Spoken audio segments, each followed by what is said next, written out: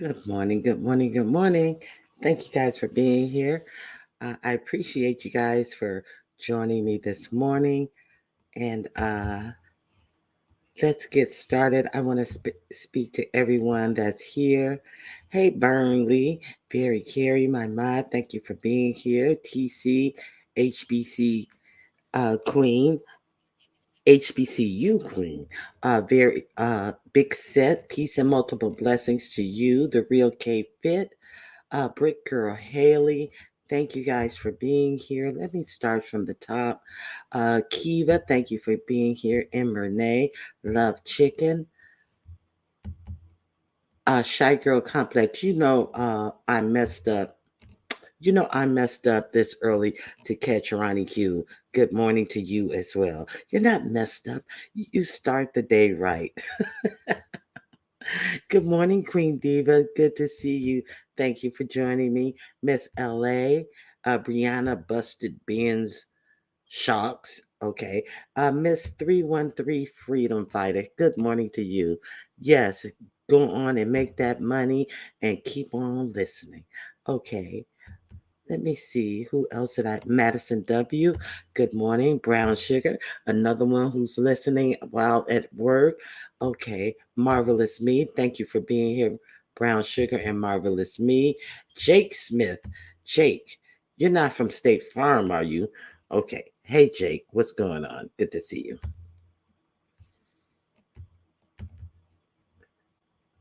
Okay. So I want to thank you all for being here. So, oh my goodness. Miami Popo. Hello, how are you? Sophisticated Brad, good morning to you as well. Number 48. Yes, please hit the like button. I greatly appreciate it. Mimi 126.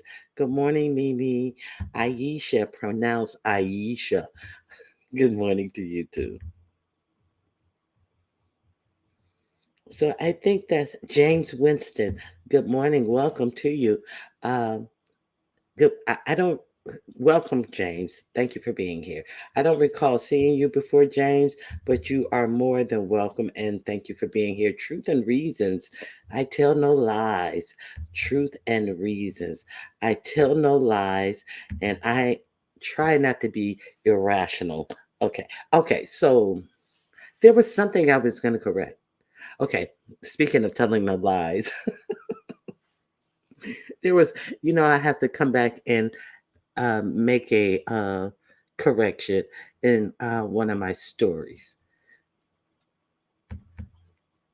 Mrs. G, thank you for being here.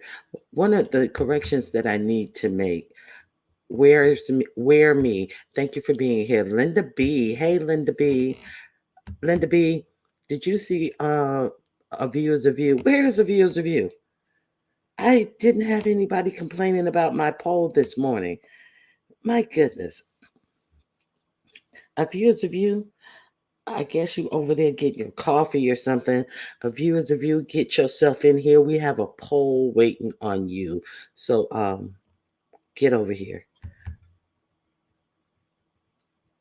Linda B, did you see a viewers of you doing her inventory of all of her coloring wares? I don't know if you are if you have as many different things, as many different pencils and markers and uh, that a viewers of you had, and she was saying that she had given a lot of stuff away. So I'm just saying, she said she had some more things that she needed to get rid of, and she just had so many pencils and things like that. But I guess that's kind of like me. I have so many like different crafting things, and I do different types of crafts too. So I have so much fabric, so many patterns, so many, just everything for, especially for sewing. But all of my other crafts, tools and things and gadgets and all these types of things. So I guess that was really wasn't that bad, being that maybe I should have taken up actually coloring. I know the books are a little expensive, but maybe I should have honed in on one type of craft, and it would have been cheaper. Maybe a view doesn't have that much after all. Let me shut up. Let me mind my business. Hey, naturally buttered. Good morning. Thank you for being here. You know, now that I think about it, a view is a view really doesn't have anything. Uh, I mean, a lot of stuff. She has something, but not a lot of stuff. I've been watching for about 3 weeks, but I haven't been saying anything. I've been in the clouds. Well, welcome, welcome, welcome. Thank you for dropping down and saying good morning. Uh, we can agree to disagree. Sometimes we can be a little bit disagreeable, but welcome. State your opinion here. You're more than welcome. Oh, I didn't see it yet because my coloring supplies are a hot mess. I feel convicted. Oh yeah, she was organizing. You may want to watch her last video because she was actually organizing her coloring supplies. Grand Rising J Raw reactions. Grand Rising to you. She was actually organizing her coloring things, and she also was showing different methods that she used to keep things organized. And then she had this one gadget that she you know, had made herself, and she said she was thinking about um, maybe making them for people who color. I think that would be a great idea, as a matter of fact. So you may want to watch that. You may get some good ideas for organization or how she do it. She was inventory and organizing her her stash, and she showed how she keeps an inventory of what she need and what number of what brand pencils and things she needs. So I think it's a good video. It was her either her last video or the video before that. Check out a viewer's review. So if you guys want to check out a viewer's review, you get a little coloring and you may get a curse out too. But a viewer's review, B Sector Gold, she is over there doing her coloring. She says she's going to try to concentrate more on her coloring going forward. But you know how a viewer's review is. Good morning, Just Net.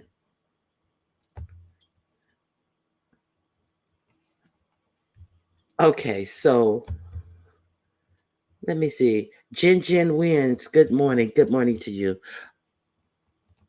Hey, kind to me, my fave. Wow, I really need to give her some encouragement on that. I love it when people invent things. Yes, check her out. Hey, Beardo. Beardo. Adult coloring is a thing. People are making big money off of it. I do believe that.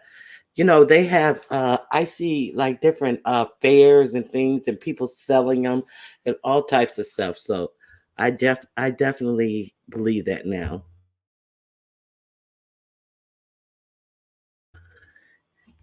Hey, Sincere, how are you, Sincere Saida? Good having you. It's always good to see you. If you guys haven't watched Sincere, um, when she gets on, Sincere, I don't know what sector. I think Sincere is from the Mo 3 sector, but Sincere does some good commentary on the beef sector. Sincere, can you tell me what sector you're from again? Zion Mo- Zion Movements. Good morning. I think she's from the Mo 3 sector, but she has a wealth of knowledge and detailed recaps of many sectors. Okay, thank you, very Carrie. I appreciate you, Highlander. Yeah, she is. That's what. Well, she's like an island. Like Snoop calls herself the island. Uh, Sincere Saida is a Highlander. I'm always in her bushes. Yes. Hey, Angie. Hey. She definitely does great commentary. Okay. Okay. No, I'm Mo 3. No, I'm not Mo 3 or any sector. I just own my own lane. I'm just my own lane. I'm sorry. Okay. So let's get started.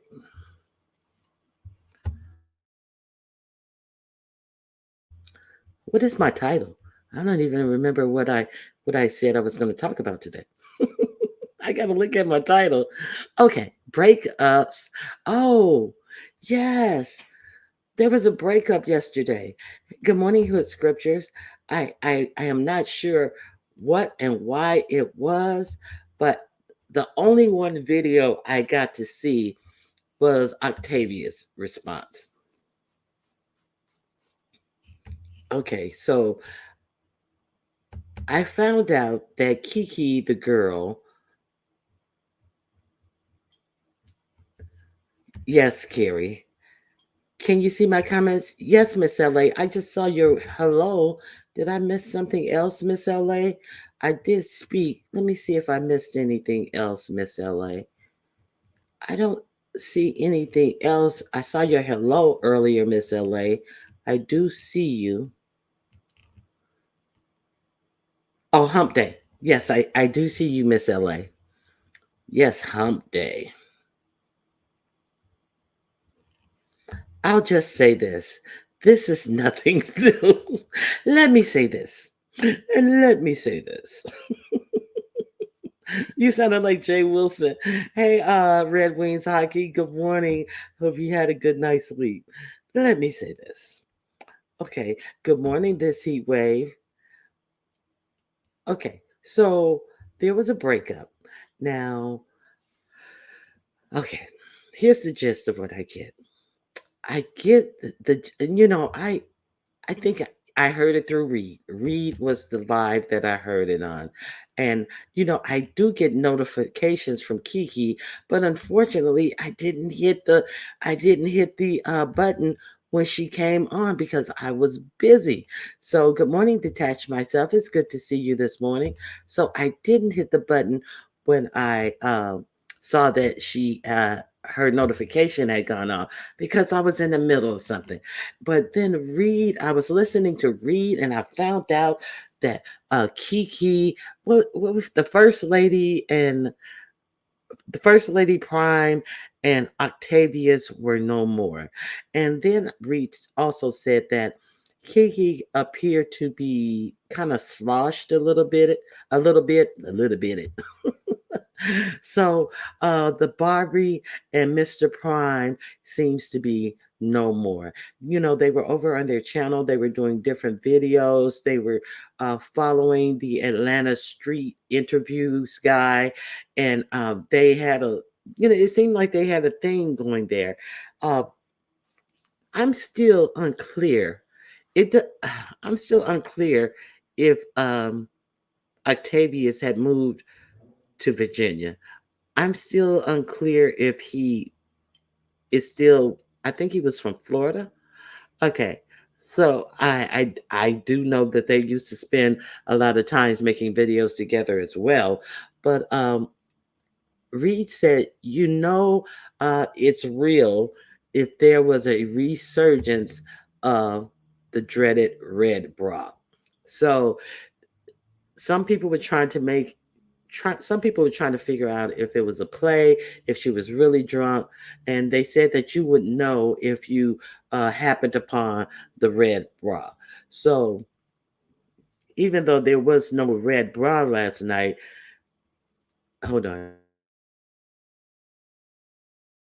Even though there was no red bra last night, Kiki did look to me by the videos that Octavius played. He showed a before and after, and he was like, "This is the Kiki I'm used to," where she was dolled up. Her wig was nice, flat, and smooth, and that was the first time I've seen her wig like that flat and smooth. But then he showed a picture of the Kiki that I'm used to with the disheveled wig. It looked like it was cut by a pair of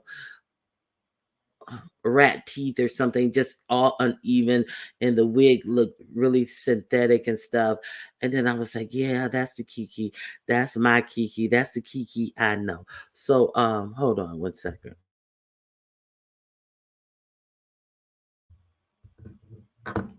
Yeah, so it seems like uh those two are no more. I don't know. I do know that At first of all, first she emasculated him. First she, really said that she was his beard, and there was something else she said. So in saying these things, you're trying to, say that he's not straight. So then she came back later, and then she started saying that she had problems accommodating him because his Peter Racker was real huge. Hey Max, how you doing? So she was talking under his clothes. Good morning, Skillet.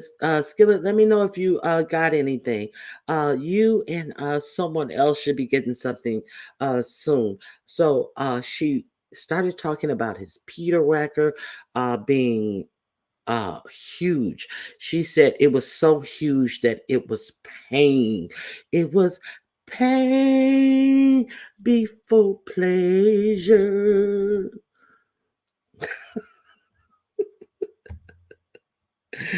Oh my God, she was singing like Tina Marie, and she was the Rick. He was the Rick, the Rick Dick in the situation. So, if somebody can come up, if you're more than welcome to come up. Good morning, Yaya.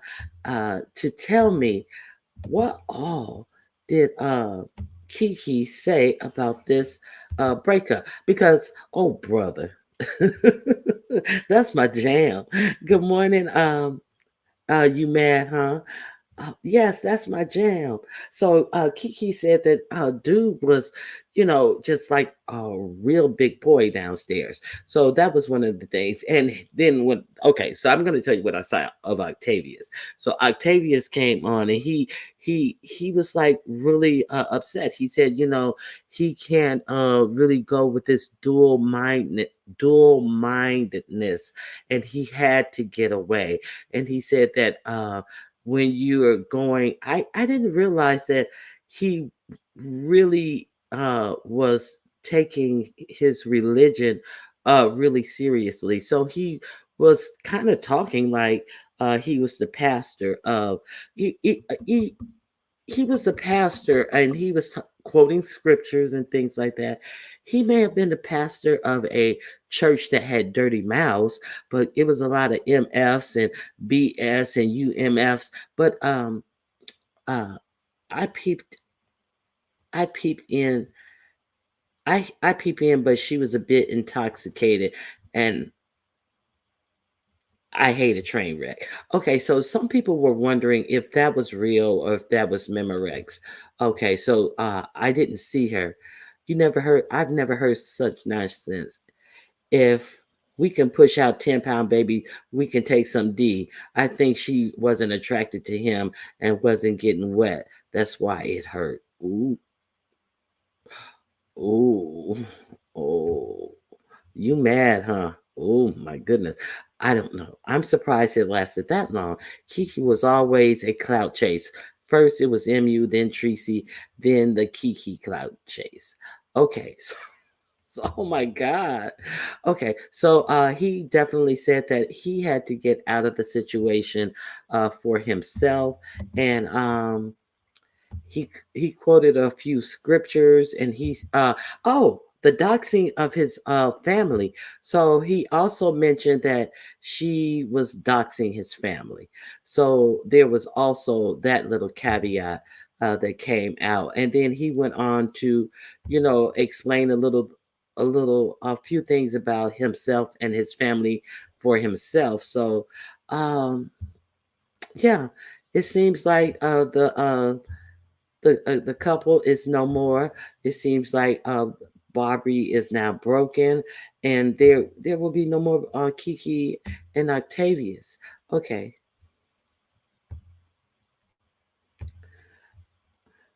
she was out of her body. Okay. Well, she said she's 8K in debt because of him paying for a huge ping costume. Okay. Yeah, I forgot about that. Thank you for reminding me. She said that she's out of 8K because he kept on egging her to do uh, different things, and to make different moves, which only cost her in court costs because she had to, fight either that one court case or multiple court cases. So these are court cases. Am I right to understand the AK is for the court cases? You can't trust no one, even especially Big Peen. Joyce, you can't trust no Big Peen. This is all a play for clicks and views. A lot of people are thinking that, okay, Carrie is a mess. Okay, so is a view here? Hey, a view is a view. I didn't see you come in. I was talking about you. Good morning, a view is a view. A view is a view. Did you take the poll? I don't want nobody's big dick. I will look, but nah, you're not messing up my vajayjay. Well, you mad, huh? Said you can push out a 10-pound baby. Your vajayjay will be just fine. It got some Memorex in it. It's alive and it's Memorex. You ain't got to ask, is it? It is. It is live and it is Memorex. Okay, I have somebody coming to the stage. Very Carrie, Hey, Ronnie Q, what's going on? good morning. I can't stay long. Of Listen, course. this is all an act. I don't care what nobody says. This is an act. Even if she's drinking right now, because it does look like she was drinking, but we all know Kiki. We know what she's doing. She is doing this for numbers. She's doing this for content. She's doing this for attention. And it just is what it is. Yes, I feel bad that she started drinking again. I get that part too. But at the same time, she is doing a whole show over there. And people who keep clicking the link and telling her to stop and stuff, the more attention she gets is the more she loves it. You hear me? She is acting out. And we've seen this before. And I'm saying in 5, 4, 3, 2, 1, we're going to see the bra or we're going to see the crazy wig. It's coming. You know? It's coming. This is now, just I, something for attention right now. now I heard that there were several people like GX and YouTube cameras, bless her soul, who was so concerned. And they said if YouTube cameras asked her one more time if she had eaten anything, they were going to shoot I their felt so computer bad for screen. YouTube camera. I felt so bad. I'm like, YouTube cameras, you've been telling her to get something to eat for the last 35 minutes and nothing has happened. Do you not think she knows what she is doing? This woman has done this before and turned her camera on, pretending she's sleeping, pretending she's drunk, putting the camera on her arse, doing all sorts of stuff. We've seen this. So, like, people who are relatively new over there, like maybe say a year or so, they're gonna Hmm. be like, they're gonna be so worried about her and stuff, and they're gonna feel some kind of way. But what we saw last night was just another day in the park. It's just another day for us. And she thrives off of the attention that she gets. She knows what she's doing, and why you're drunk enough to go set up a whole live, type the title in and say, oh, calling beef sector to come over and all of this shit. And I'm just saying, we've seen this enough times. Now And I go ahead. I She think people are erased. also supposed to think about not only her feelings and what she's going through. What about Octavia? She embarrassed him yesterday. She's the one who went online embarrassing him, calling his And what? family's name. Uh huh. I And didn't what? know All? his sister's name until yesterday. Who said it? She did. Yeah. You know. Go ahead, Ronnie Exactly. Q. Now, what all else? Because she erased that first video, so I couldn't go back to it. So that is one of the reasons why, I would have reviewed it, but I couldn't because she erased it. And then she comes back with the beef sector video, and so they were trying to get her to end the live because out of concern, and she was like, "It's over 600 something people in here. Like, Right. She you stopped to crazy." mention the numbers. And she was laughing and looking at the comments, and it was exciting her. And she was like, oh my God, so many people are in the chat. And she was excited about the numbers. And then she was even, there are a few people who clicked the link. Beasley, I think. Oh Rob my clicked God, the link. Vic Rob. clicked the link. Oh Um, God. another person who won't be mentioned, click the link. YouTube cameras, click the link. They were all trying to get her. ZX was even trying to tell her, Kiki, you have to stop this. So a lot of people were trying Wait to a get her to minute. calm I know. down. Hey, babes. I thought they were on the outs. Not. Hey, babe. Hey, babes. Kiki, Kiki. I know we weren't good, but Kiki, I'm Oh just Lord. imagining. I'm just Uh, imagining this conversation. it's another Hey, person. babes. You. Did Oh, she? okay. No, not that one. I don't recall. Oh, See, okay. unless she came after, because I didn't No, stay. no, no, Because I was like, no, I'm not no. You sticking said. through this shit. Oh, okay. So you write it in the back. I am dying to know who this other person is. Who? I Yeah. hope I It don't must write have it in been the wrong uppity. chat. It No, must have been uppity. no, It's, no. It's uppity it's a can't hit doxer. that. It's a doxer. I'll not say her name, Oh, but okay. I'm just saying this. She was saying so much of nothing. She kept talking about how she's spending all the money in the relationship, how she's the beard for him, and I'm like, how do you do that with somebody you've been with for a year? Come out here talking about your his beard. How do you come in here talking about you're paying for his education? She wants him to switch careers and stuff, and she's helping him, and he doesn't want it. And was saying that she got upset because he had to leave early because he was staying with her for a few months, he said. And then he said he had to leave Okay. early, and she was upset about that. She was even talking about how his mom hated her, and she was talking about her. It was just a whole bunch of nothing and little inserts of craziness here and there. Jay Wilson clicked the link. Let me not Oh forget that Lord. part. Oh, they said as soon as she said how big his peen was, Jay, Yes. Wil- Jay Wilson dropped off the link. They said that he fell off the link face first with his mic in his mouth. He fainted when he saw when he heard how big that peen was. He Oh fainted my god. mouth first on his mic Oh and Lord. knocked himself off the link. Hey Pam. He was over there making jokes and stuff. Hey, That was so funny. It was hey, Okay. hilarious. hey, Ronnie Q. Hi, very Carrie. Hey, V. Hey, um, I'm gonna get off real quick because I gotta take my puppy for a walk. No, But Oh don't Lord. start. Don't start. No, but what she's saying is exactly how I feel. I think this is a play. I feel sad for anybody. Well, no, I don't feel sad. Y'all need to see how these people are. That lady, it was not as drunk as she's making it out to be, especially in the beginning. If you notice how she was pretending to slur her words, but then she was asked questions and she was speaking very sober, like her eyes were very clear. She was looking at the comment section and she was laughing at us. And the reason why I know this is because she's done this before. This is how she started over here. And the one time that I particularly remember is one time when she did this whole drunk slurring thing.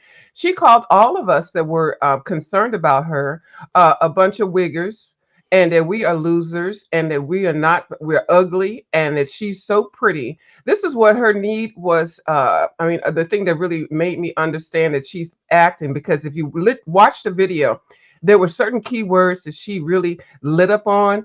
Pretty. Oh yeah. Wilson even called her pretty. The Barbie thing. This lady is delusional as fuck. Okay, so you all fall for it if you want to. We a lot of us already see through this, and it's wash, rinse, and repeat. She did it for the numbers. She's as soon as anybody said anything about numbers, and when she said that line that Very Carey just said, "Oh, and there's 600 people," and it's just a play. I'm sorry, that was my Tracy voice. I'm sorry, Tracy. I wasn't trying to that's just my generic high pitched voice. Okay. But yeah, so It's it all a is a play, play. babe. Yeah. It's just certain voices you just have, and so it could be anybody. Now, when I start doing that voice, when I start saying Miss Ronnie, that's the problem. That's not funny because there's different tones. But yeah, so I don't. She's just doing it for the numbers. I don't think there's much cash generated. It's more for the numbers, because who's gonna? And the best insult, if you're broken up with somebody, especially a man, and you just want him to be trash, is to say, with your little wig self, or your non-working wig. Now, when saying that, oh, y'all can have him, he's for the streets, and he's got a big wig. Girl, do you know how stupid that sounded? Dang, I know a lot of people are going to be hitting up Octavius right now when they heard about the big D that he has. He's packing there. Yeah. She's just helping him out at this point, okay? I was He's just helping about his to say channel grow, and that, everybody that that's associated with it. And I think also, I'm get off your Miss Veronica. I think also Rob is in on it. I think it was a play that went wrong. Somebody dropped a ball. I don't know where it had to. It has to be analyzed a little bit, but so everybody maybe, that's hollering about it. That's those are hit dogs are hollering because they're maybe maybe somebody dropped two balls. Two balls. I forgot whose Red channel I was card. on. Miss Veronica don't miss a damn thing. Red I'll card. talk to y'all later. I gotta get my day going, but I'll still be listening. All All right, right. view. Thank you for coming up. You're welcome. Oh Y'all have a my great God. Okay, This is so too hilarious. also, also, Carrie, there was a point that there was a point that she made about the education. She was about to pay for it, or did she say she had started paying She's for it? she At one point I heard she started, at one point she said she wanted to, at one point she says she is. So I don't know, but I can tell you though, Octavius said on numerous occasions that he told her that he would get it done for himself. He'll hustle his own money and do his own thing. But I guess she was upset about that too. But the Well, main thing is that she's upset that he isn't staying as long as she expected him. So okay, that's a so part of it too. this is a temper tantrum because he had to leave and go home earlier than expected, and she And wanted they're you trying to make it to. seem as if he's some mama's boy wanting to go home and stuff, you know? Oh, But we have to think about the fact that she's embarrassing him too. Why are some people just thinking about her feelings only? What mm, about him? She embarrassed him yesterday. Nobody had to know what was going on. They could have talked about that on the phone or whatever, but I guess it's for content, you know? And I'm hearing that the other sector that she's been in with the what they call it, the homeless people, uh-huh. I hear that most of them are coming over here now. And that Oh God. and they are fighting with her, and I guess she wants to team up with her beef sector people again because she heard about them coming over here. That's what I heard yesterday in the streets. And thanks to Ken, I don't know where you are. Ken did a live yesterday with a few people who had some choice words for her too, you know. Oh i'm just really? saying I'm just Oh saying my they're coming God. over here. So we may have some action very soon. I'm here for it. As long as I can work and listen, I'm here for it. Okay. I But I'm agree. not going to be watching all of those drunk lives. I could No, be I doing more of it. yeah, because it goes on and on. It's so circular, and it's just like you go so far, and then you go right back to the same thing, and it's just I was going to review it with the red ball on 2 times speed, but I kind of wanted the information so I could be more abreast. But yeah, I thank you for coming up and giving me. Hmm. Now, did you see Octavius? I did, but I was half asleep watching it, half Yeah, asleep, because he was quoting his Bible scriptures. He was saying that he's not necessarily going to take on all her issues. Essentially, that's what he was saying. Because all of those that because he says he makes it his point of duty not to drink and smoke and do all of those stuff that impairs his judgment and so on. yes, And sometimes people have to work stuff out for themselves, and he doesn't want to take because he's been helping her all this time, and at some point he doesn't have to stick around and take all of the heavy load that comes with her and her drinking and other issues that she has. But I think it's a strong possibility they may work this out, even though we see all of this going on. I didn't stick around for his whole life, so I don't know much of what he said, but he's fed up pretty much yeah, of and her now, actions. would you go? Okay, so I can't imagine No. why he would go back after she, spazzed out like this for the Exactly. slightest little. If you have to go home, you have to go home. If it was a temporary visit, I don't know if he had already extended it and she just assumed that he would extend it indefinitely. But um, I wouldn't. I'd be very cautious about going back because if this is the first outbreak and you go back, that means you're taking it. And then what is going to be the second and the third and all that? No, no, no, no, no, no. Exactly. Ooh, I'm Yeah. far away from the phone. Let me come back. We hear you. We hear you. Oh, you can. Yeah. Hmm. Okay.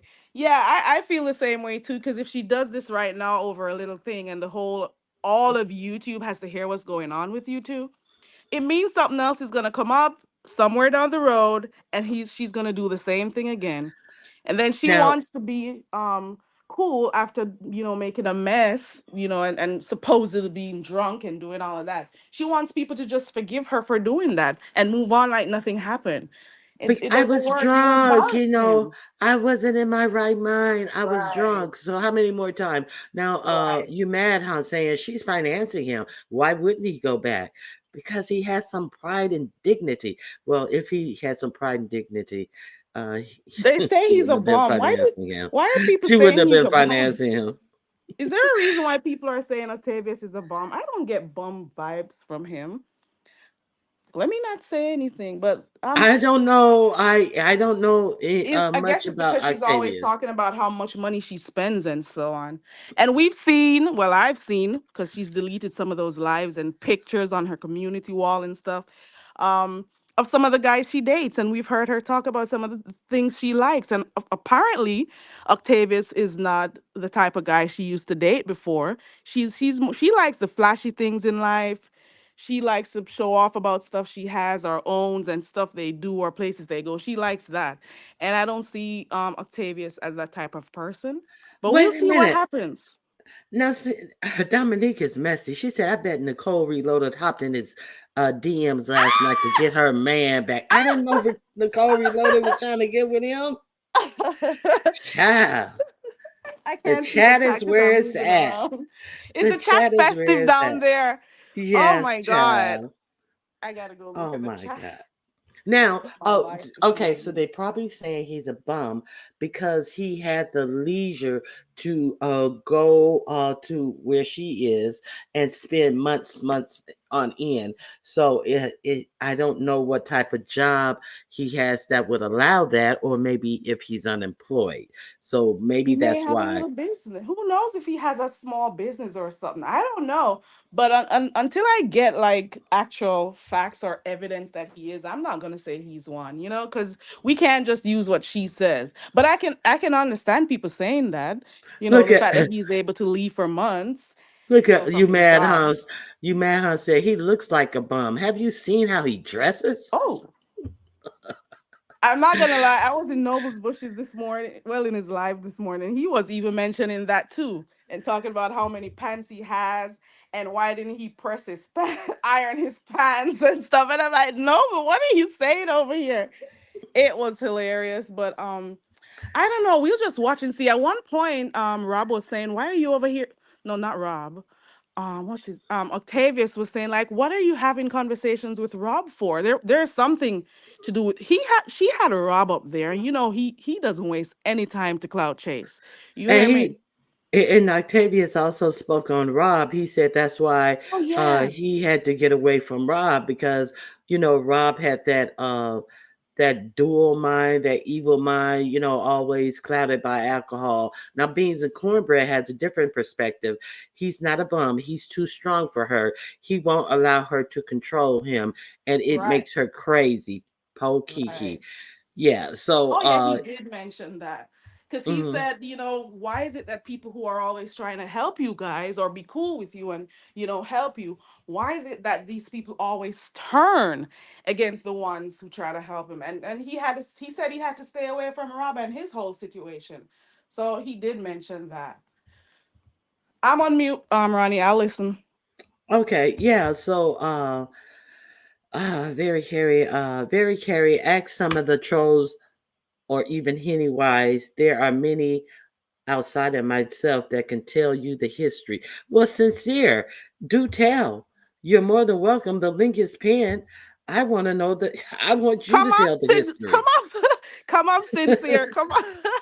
Who else knows something? Come up, guys. I want to Yeah, hear. because I don't know the I've history of seen Samantha. anything. Is it Samantha Grazioni, Kiki the YouTube sweet? She's had so many different names and channels and stuff. Uh, I'm just saying, we've seen stuff on here. We've seen her nodding off a few times on here. We've seen a lot of stuff. Okay, on her channel. Okay. Chris Carter or Chris somebody, yes, all the way back to the Sean Bradley days, yes. That was right before the I Heart Chris Cooper or something like that. Yeah, she was all different types of people. Sincere is going to hold it to herself. It seems like. Ronnie Q, did you see that subscriber lemon? Did you see that subscriber lemon panel called V? Give that work to Jay Dunn. No, I did not see her. Uh, I I did not see her give Jay Dunn that work. I'm pretty sure it was delightful, but I must have missed that. I saw her up there um, just for a short period of time. I was just there for a short period of time, but she wasn't doing it while I was there, so I missed that on last like night's live. No, I didn't see that. So I'm gonna suspect that Octavius may not be back. But if Octavius was financially dependent on her and she was willing to dole out that money like that, and if he is in fact living at home with his mother and his sister, as they previously had stated, uh, some men may move back with her even after this. Some men, some type of men. But then you have other men who would be like, no, I am not going back to that craziness, and I am fine right here where I am. And if I am going to change careers, I am going to. I don't understand why she had to finance his career, I mean, his schooling. It seems like he would be up for some type of, you know, uh, financial aid or something like that. I don't understand why, she was just taking that on out of pocket. But, I didn't know she had a little hair shop either. So she has a little, is it a hair shop? A studio, a hair shop or something like that. Maybe she has a suite or something. I can't come up right now. My apologies. Okay. So Kiki is back to her old shenanigans. Yes, Miss Toby, it does appear so. So we are waiting to see what else is going to come of this Kiki situation. And I'm sure it's going to be a whole a whole lot of hot mess. That's all I can tell you. Okay. So does anybody else have anything else? Hit the link if I missed anything about this heat wave situation. She's trying to There was change a him heat to. wave situation. I'm, I'm sorry. I was Oh, looking at Heat Wave's name. girl, I was just I was. got my ears perked up. She's trying to change him to suit her expectations. Someone says.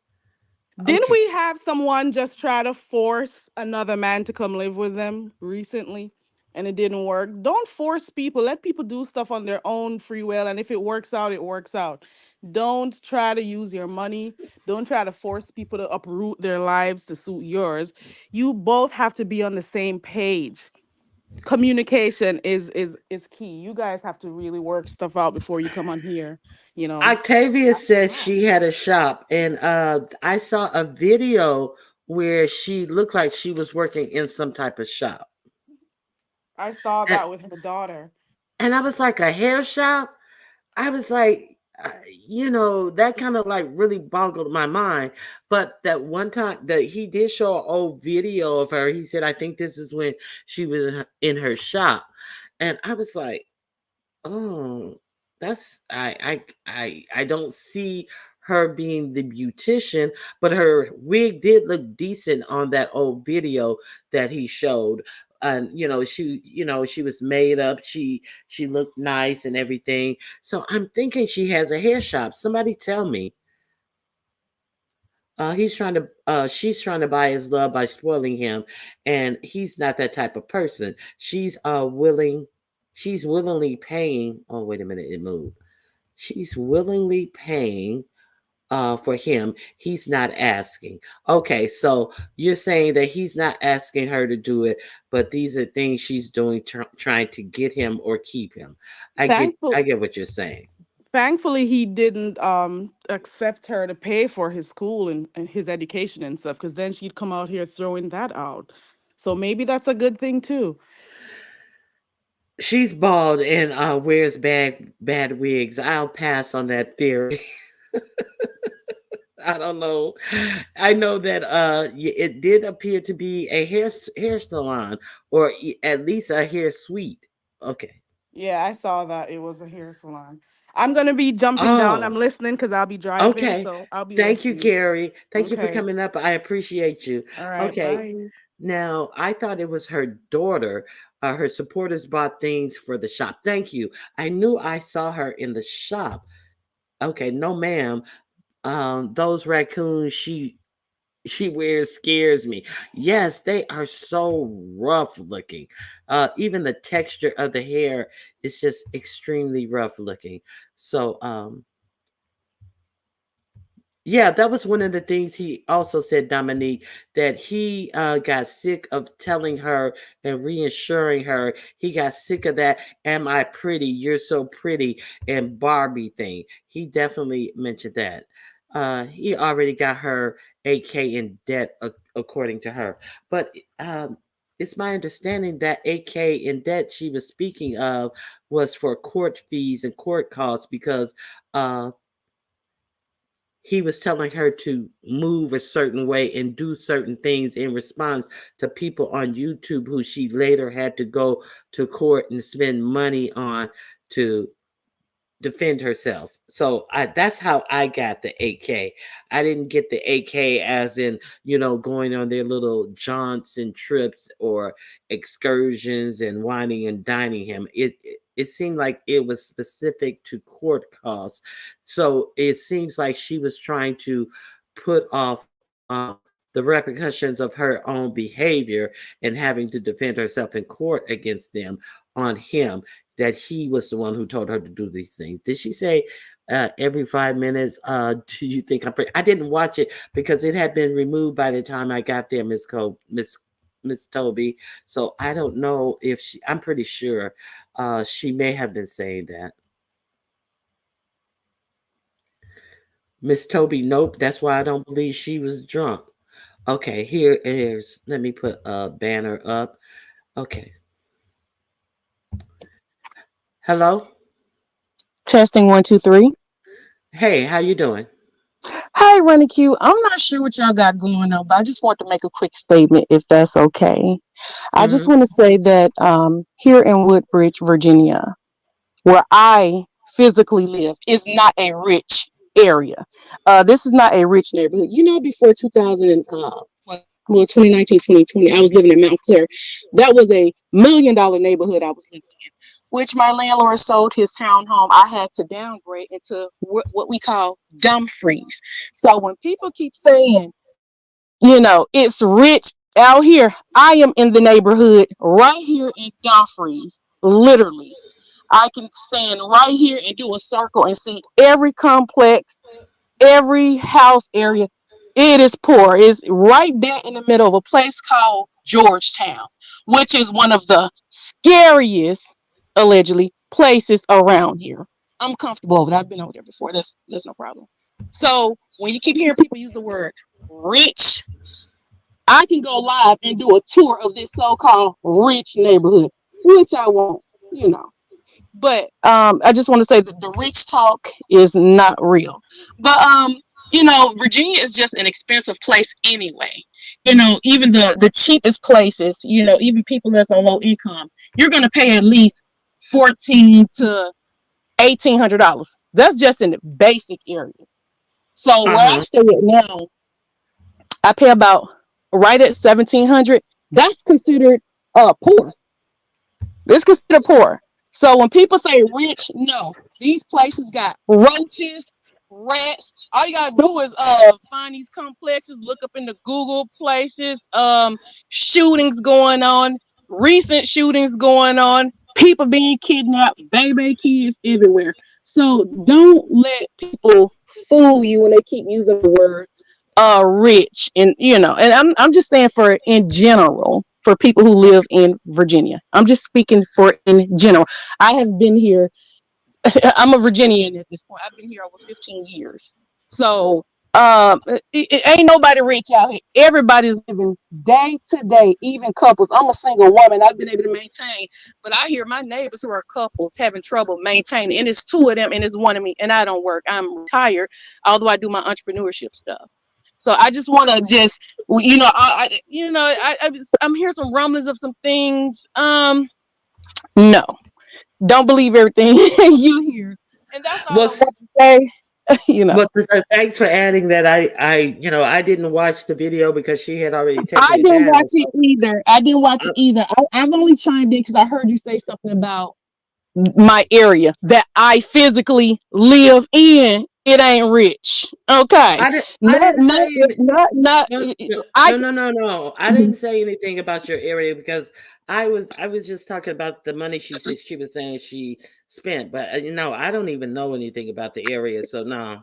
Yeah, but I want to give the history on the area that I live in, along with many other YouTubers. I just sold some purses to a lady who lived around the corner from my house, and unfortunately, I still had to charge her the really high mailing fee because I'm not going to go, to her house to drop off the items. You know what happened last time, but No. it's a What lot of happened people live out no, here. what happened? I didn't hear of anything happening. No, Running Q, the IHOP situation when I met up Oh, with people. So I oh, don't it meet was up with. around that. Okay, Yeah, okay, no, okay. so I don't meet up with people anymore. So, recently, I just met a couple of more people who live out here in Dumfries, Woodbridge, who purchased some items from me, and I still had to charge them the high mailing fee to mail them the purses that they got from me because I just don't meet people in person anymore. It's just Okay. not safe for anybody to meet in person. So, I'm not the only person who could speak on.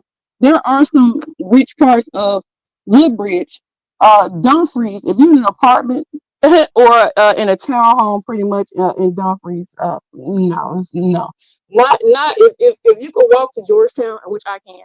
If you could walk to Georgetown, anybody who can physically take about 20 steps to Georgetown, you're not in a rich neighborhood. You're next to one of the poorest and the most ghetto areas here. So I'm just speaking for that for myself. That's all. So I'll let you get back to your country. I just want to speak on that because I know some people aren't familiar with Virginia. People come from other locations and they hear about DC, Virginia. Do you know anybody can go work at the Pentagon? Like when you hear somebody say I work at the Pentagon, that's normal. That's not abnormal. Hey, I work in corporate America in DC. That's normal. I work at the VA hospital. That's not abnormal because those are the type of jobs they have out here. I Right. work at the military post. See, that sounds good to people who are not here, but it's a lot of government jobs here. I So had to it's have a not abnormal. security clearance. I had to have a security clearance No, just no, for no, no, no, hiring. no. And let me tell you Yeah, the of trick on that. course. It's a trick to that. It's a trick. A Yeah. contract worker. If you're a Uh-huh. contract worker, you're not really required to have to do certain walkthroughs, just like me being a security contract worker at the NRA.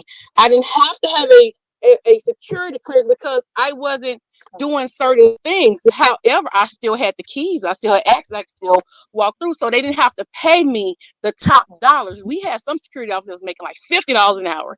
And then I was one of the people that was making like between 22 and $25 an hour because I did not have the clearance. However, I still had access to everything. But that's how these government contracts get over on not paying certain people certain amounts of money. And some people do have a security clearance, but I'm saying it's not an abnormal, normal situation to get those jobs. It's not what you know, it's not who you know. And a lot of black people out here do have access to those type jobs, those type monies because those opportunities are out here. But it's not abnormal. And it's not reachable. You know what I'm saying? That makes sense. Mhm. It's Okay. reachable. That's all. Okay. Well, I got you. Okay. All right. You have a good All day. right. Bye. Thanks for the information. All right. So we got VS kind of giving the layout of the lands as it were for where I guess this is an area where certain people may or may not reside, and so there's that. Okay, don't be meeting up with these crazy people, you can get wrong. That's why I was like, when she said, you know what happened last time, I thought that I had missed a story, and she was gonna say that she had went to drop off some purses, and that happened. So that's why I was like, no, I didn't hear about it. I thought that's what she was gonna say, beans and cornbread. Okay, so oh sheesh, I'm behind. Okay. True. And their jobs aren't as secure because it's contingent upon a federal renewal of the contracts. Yeah, that's true. Max, the hate that both of them have for each other is unhealthy and dangerous. Okay. Baby, I think that Northern Virginia costs as much because it's near DC. I like Hampton and Newport News. Okay. People in other sectors people in other sectors still on VS Dick, I see. Okay. So yeah, I don't know much about the DC area at all. I lived in Hampton Roads for over 10 years, moved in 2005, still have a townhouse there. Okay. So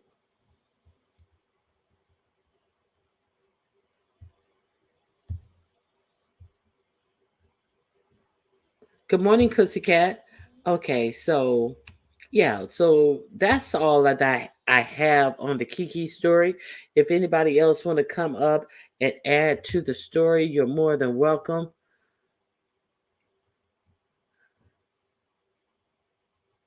Nah, people need to get her dick out of their mouth if I'm a fan of No Bitch.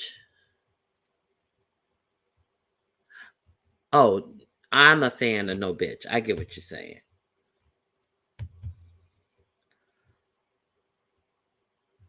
Okay, so does anybody have anything else that they want to add to this story? Can we get back to your commentary? Yes, we can get back to my commentary.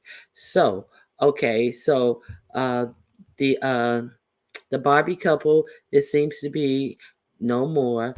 Uh we will now we may now be watching episodes of the Broken Barbie show, and it seems like Kiki was drunk last night. Even though we didn't see the resurgence of the red bra, some people that think that the only reason we didn't see the red bra is because she was faking it and wasn't as really as drunk as she was pretending to be. And some people think Kiki's running the play. So there's that. Now, also yesterday, now I got a poll. Let me close my other poll. Oh, let me close my first poll. Pam, don't get mad at me. Let me see. Okay.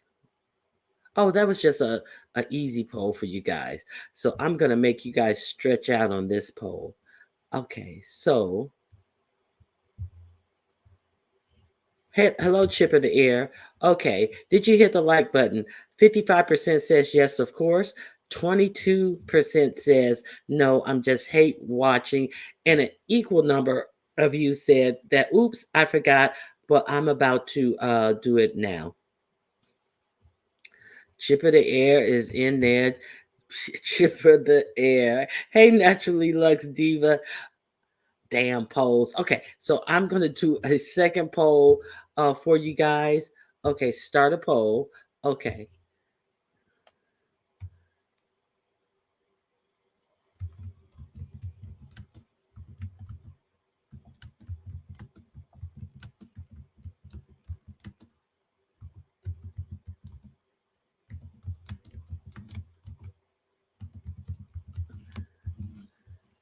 okay, here we go.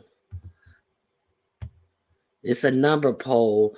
I tell you the truth. It may be 347 the way I was doing that poll for the dog competition. Okay, I'm gonna show you a series of pictures, and I need you to answer the poll. Okay, someone's coming up. Pam said, fuck that. I'm hopping out of the audience. I ain't doing no more goddamn polls. Hello, Pam. Hold on. Hello, everybody. I'm not trying to be a panel. Whoa, not this morning. I haven't had my coffee. I got to get a new can open, and I got to go to the garage to get it. But Miss Ronnie Q, Yes. I love these polls. I don't want you to out here spreading. Let me get you two in together, okay? I don't want you out here spreading misinformation. That I don't like taking these dang on polls. I think it's funny. I think it's quite interactive, and it is hilarious. But thank you so much for giving me my little space over here, because I know if I want to grumble about some f stuff, I could come over here and talk about your damn polls. Now, what the previous guest did say about Nova area, the DMV area. We do a lot of short name stuff. DMV, first of all, a lot of people that are watching DMV, when people say DMV, some people think it's still the driver's license place where you get your ID and stuff. DMV is short for DC, Maryland, and Virginia. Baltimore has their own thing. Okay, so I'm gonna leave Yeah. that And alone. I thought Baltimore was part of the DMV. See, I found that out the other day. Okay, go ahead. Yeah, but but really technically it is because it's Maryland. But the Baltimore people, it's a whole vibe up there, and so a lot of people don't claim it, and they don't, and even people in Baltimore don't want to be called the DMV area. Now, Miss Toby lives in the Baltimore area, so she may be able to fill it in. But it's been a long thing ever since I was a little girl. That's all we've always said because it's just something you just whisper and stuff like that. But it's funny now because everybody's speaking on it. Now, the area that the Kiki and the VS lady lives in is called Nova, Nova, and it's short for Northern Virginia. And that years ago, and it still is now because hey, it is very diverse. There are some areas that are multi-million dollar properties, and then there's some places that are still in transition. And so there's a lot of people that bought a lot of property. It's like monopoly, actually. People bought it and then they end up selling it or keeping it or got divorced. And there's a lot of Section 8 housing. There's a lot of regentrification situation. So it's very diverse. And so you can turn the block and be in a really, really nice area and then turn around and then you're a bad area. I don't think it is what it is, but there's lots of traffic. The highways are always packed and everything. I love it. I've been living here ever since I can remember in this whole area. So I just wanted to put those out here so that when people talk about it on your channel, that they're getting it right. And if you have any questions about the logistics, let me know. Okay, that's all I got. That's it. I'm still sick of people talking about and then Hampton Roads, and then you're talking about the Tidewater area. Yeah, because all this area is based on the military and government contracts and all that kind of stuff. So they do have a lot of exceptions when they do hire contract workers. There are certain levels. There's levels of security, and it's a whole big old process. But it was really big in the 70s and 80s, and families always push to have their have people in the government get a good government job, get good benefits. Postal workers, all that kind of stuff like that. But we kind of got away from it, and especially speaking the terminology of it, because now we're on the internet, cyber thing. So when somebody says, "Oh, I have a good government job," you don't even know that did they just go to a temporary agency and get a job that's government contract, or did they actually get vetted in? Because years ago, government jobs were vetted. There was a lot of nepotism, and then once you get in, you're in because it is what it is. I don't know. Let me go have my second cup of coffee then, and if you have any questions, let me know. Thank you, beans and cornbread. Thank you for putting that up there. I'll talk to y'all later. Am I finished or am I done? Tyson's Corner. Tyson's Corner, that's Nova.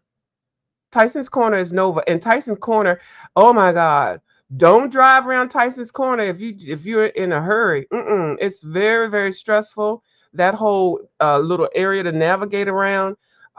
It's an information highway, and if you look around and text, you will be in an accident. You have to go during certain times. Our HOV areas where the HOV, that's the hot, and we go alphabets. That's why, you know what, that's really where I started saying alphabet when I calling people the alphabet people, because everything around here is shortened. And so when I say something like the alphabet this and alphabet that, it's because I don't feel like saying the whole damn name. But HOV, that's the highway that you can get on, the little exits and things and go faster and stuff. It used to be two people would be in the car, But now I think they moved it up to 3 people, and they're charged to get that little access to have that pass so that you can bypass certain areas to get to the other little areas and stuff. Yeah, it's a whole production. That would be some if somebody lives up in this area that cares to discuss this whole thing and then link it to all the ratchetness that we're talking about. That would be some content. I don't have time for it, but I will assist. It's too much. I'm trying to color my coloring books. Can I I go want down you. this? No, Huh? no, you can't. No, you can't, Said no. because Okay, I'm sitting out you here. Okay, you yes, came ma'am. up here. You came up here trying to make me forget that I got a poll up, and it is Did based upon uh it's based upon some pictures. Okay. Good morning, everyone who's come in since I started. Thank you for coming in. So, okay, now you got to take this poll. Okay, which baby belongs to Brooke? So, it is my understanding that some pictures came out yesterday that are allegedly Brooke's baby. So, let's guess. Okay, you got to guess one, two, or three. Here's baby number one. That baby is quite light skinned, and I see light skinned hands, so that may be Brooke. Here's baby and the number two. fingernails. Here's baby number two. Kind of light, but kind of brown around the eyes and ears. So The that little dark could be feet. could dark. No, dark No feet. Yeah, knees. But the not light, the dark foot, that one knees. foot. Oh, that 1 foot light skin, and then the knee is dark skin. Oh, yeah. So Brooke is kind of multicolored. Kind of zebra print. If you look at her feet, and then if you look at that makeup made with that cremation powder and those bright lights and those 50 filters that she used. So, or baby number three. So, which one of these may be Brooke's baby? So, I'm going to give you guys 2 minutes to take the poll. Mhm. Pam, please Ma'am. take the poll. Yes. Okay. Man, no, I'm being respectful of the poll. Okay. I want to be disrespectful of the poll. Can I be disrespectful too? Oh, they say she probably bleached the baby as well. Right. I was going to say because the one What poll had baby? the lady with the gloves, so that baby was putting like that nurse or whoever was putting on cream to lighten up. That's why the one part of the foot was light skin at the top of the toe, and then the knee she hadn't put the cream on foot. See right there, your audience is ruthless. She said that baby is white. That baby's light skinned, like Brooke. That baby ain't. What I baby think y'all Brooke wants talking that about? number 3 baby to be her baby because that baby is all bleached and light and looking nice and clothes look like a baby alive. That's an artificial baby right there. Okay, so I'm gonna end the poll right now. Okay, Oh so Lord. we're gonna end the poll and we're gonna see what the people say. What the people say? What the people say? Oh Okay, Lord. which baby do you think belongs to Brooke? Number three, 34%. Number one, 32%. Number one and two is tied at 49 people voted in the poll. What? Uh, 49? The hell? 49 people. They didn't get the memo. Hello, this is an interactive goddamn channel. Okay, we Yes. participate. Did you guys see the poll? 49 people voted in the poll. I God demand a damn. recount. Me too. I can count that on my hands and toes. Right, Y'all know I got strained appendages according to some lying motherfuckers. So right. I probably ain't got enough toes to count y'all votes on. Lordy Jesus. Okay. So, okay, here's what I believe may be true. Now, there has been rumors, and I'm not saying that these things are true. You know, far be it from me to say any of these things are true, but there has been rumors that there is a particular um illness or how do you put it? STD or something. You didn't see the pictures. Oh, kind to me. Are you watching? It's too late. I already ended the poll. You can okay, here are the pictures. Okay, which baby belongs to Brooke? Okay, so Brooke's baby made a premiere yesterday because Pizarro showed Brooke's baby's picture yesterday, and it was a picture of a baby in the incubator. There was a lot of brouhaha because the baby in the incubator didn't have on any clothes, and a lot of people were offended and they felt that it went too far. So, I put some clothes on the baby. I found some clothes pictures of the baby. Is this number one? Light skinned Brooke baby. Ignore the hat. We got to even though it has a blue hat, the hospital ran out of hat. Is it baby number two? Is that Brooke baby with the different skin tones as Pam pointed out? Or is it baby number three, Brooke's baby? So, okay, now let me see what you guys are saying. Now, I do have an answer. None. Brooke has powdered egg. My baby just had. Wait a minute. My Golden baby egg. just had. Uh, no, powdered eggs. No, I was saying, she does them golden chicken wings, and then she did golden eggs. I'm sorry, Ronnie. My mind is always ratchet. I apologize. Go No, we're talking about her eggs inside ahead. her fallopian tubes. I mean her oh my god. We're talking about the eggs inside of her ovaries. Okay, so what was the reason for her showing the baby? The reason for her showing the baby was uh now she's saying, she at first said that she had proof that Brooke, in fact, had a baby because Brooke sent her the pictures, but now she's trying to disprove that the baby is hers because she's mad at Brooke, and now she showing the picture that because she told Brooke she would never show the picture, so she showed the picture of the baby that Brooke sent because she's mad at her. So when she was trying to get us to believe that yes, I have proof and I know that Brooke has a baby, she would not show the picture because she was cool with Brooke. So that Well, makes sense of that. Well, Makes sense Miss of Ronnie that. Q, I think that was a play that got busted because they were trying to set up the whole thing. Who best to send something to with somebody who never shows anything? So that's a caper that got busted because they're not friends anymore. They were send me the pictures. We're gonna build a case, build this baby up, build a baby, scam. Okay. If you really think about stuff, see, you just have a little spark in my brain. That's why she sent the picture. This all is a scam. If y'all, they're feeding us this motherfucking shit, and we just supposed to just eat it, like really? But anyway, go ahead, ma'am. I'm on Oh, mute. I, okay. So, okay. Views taking me all over the world. Okay. I'm confused because I thought no one had access to her.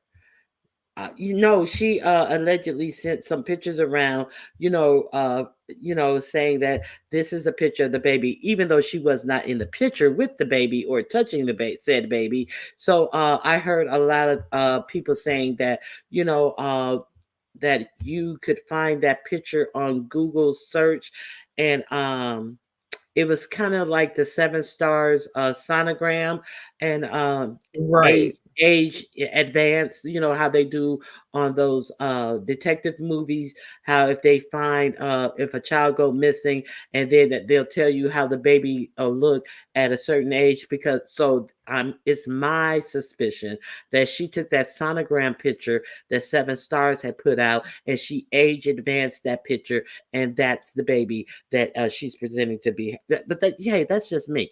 I'm just asking your opinion. Okay, now, yes, please like the video. So let's delve into this. So now there has been some accusations about some type of what they call it, nasty woman's disease. So which baby do you think could be her? You know how on the Color Purple, what was that say? I heard you got that nasty woman's disease. So if Mhm. you remember that? You Yes, remember I that? do. Okay, they Yeah. thought sugar. So if it's Brooke's baby, uh, the only baby that I could think it might be would actually be this baby, because they are saying that oh my god, let me enlarge it. Let me see what I'm trying to Yeah, because say in that here. baby has syphilis, and that's what they always said. If Yes. Yeah, you can Yeah, read it. You can read it, yeah, I Pam. read it. It's Yeah. Okay. they always called it the nasty woman's disease, but it's not, and that's not just women, but that's what they always whispered in the background. Well, well, she can't have this because she got the nasty woman's disease. Well, what's wrong with that baby? That baby, oh, that she had the nasty woman's disease and she had that baby. And it's all, we always whispered it, but now we don't have to whisper it now. And some of these people don't know. So you got to provide a little history. So thank you for showing Okay, that. so I'm gonna actually I'm really am gonna provide some information, well, which is like really some good information. I'm not just trying to be Hmm. funny here. I'm gonna drop the link to this article Yes. because there is a big outbreak in Mississippi, Jackson, Mississippi, to be exact, of women who are having babies who are born with syphilis. Um, Yes. Now it's And a bit. and Mississippi doctors warn of over 900% increase in congenital syphilis in babies over the last 5 years. A hmm 900% increase, and that is the article that is talking about it. It's a dire new health crisis that is impacting the most vulnerable Mississippians. A new report shared with NBC News found that rates of congenital syphilis among babies have increased over 900%. The work, what's worse, experts believe this crisis in the poorest and the blackest state in the country could have been prevented. So there's the article about that. So tongue in cheek. Um, could yeah. that be Brooks' baby? I don't know, but here is the actual baby. I wanted to. I found that article, and I kind of like tied it into my bullshit. So Which there's I that. love. Because it's I still a get, little history and things that yeah, it's like mindful. It's a little poking, yeah. but it's also informational. Yeah, You that's why know, you I have to. protect it with I sex. You have to just give can't. you the news. Of course, Pizarro can do anything y'all crucify other people for. What? I don't like Pizarro. So I already told you she was on some bullshit putting the picture out because she had the picture all the while she was her friend, but she wasn't gonna show the picture because she her friend. But as soon as they weren't cool with each other, then she showed the picture. So I mean, I didn't even see the whole video. I just heard about it, and she took the video down, so I was unable to see it. So I'm just giving you my spin on it. You know what I'm saying? Shit.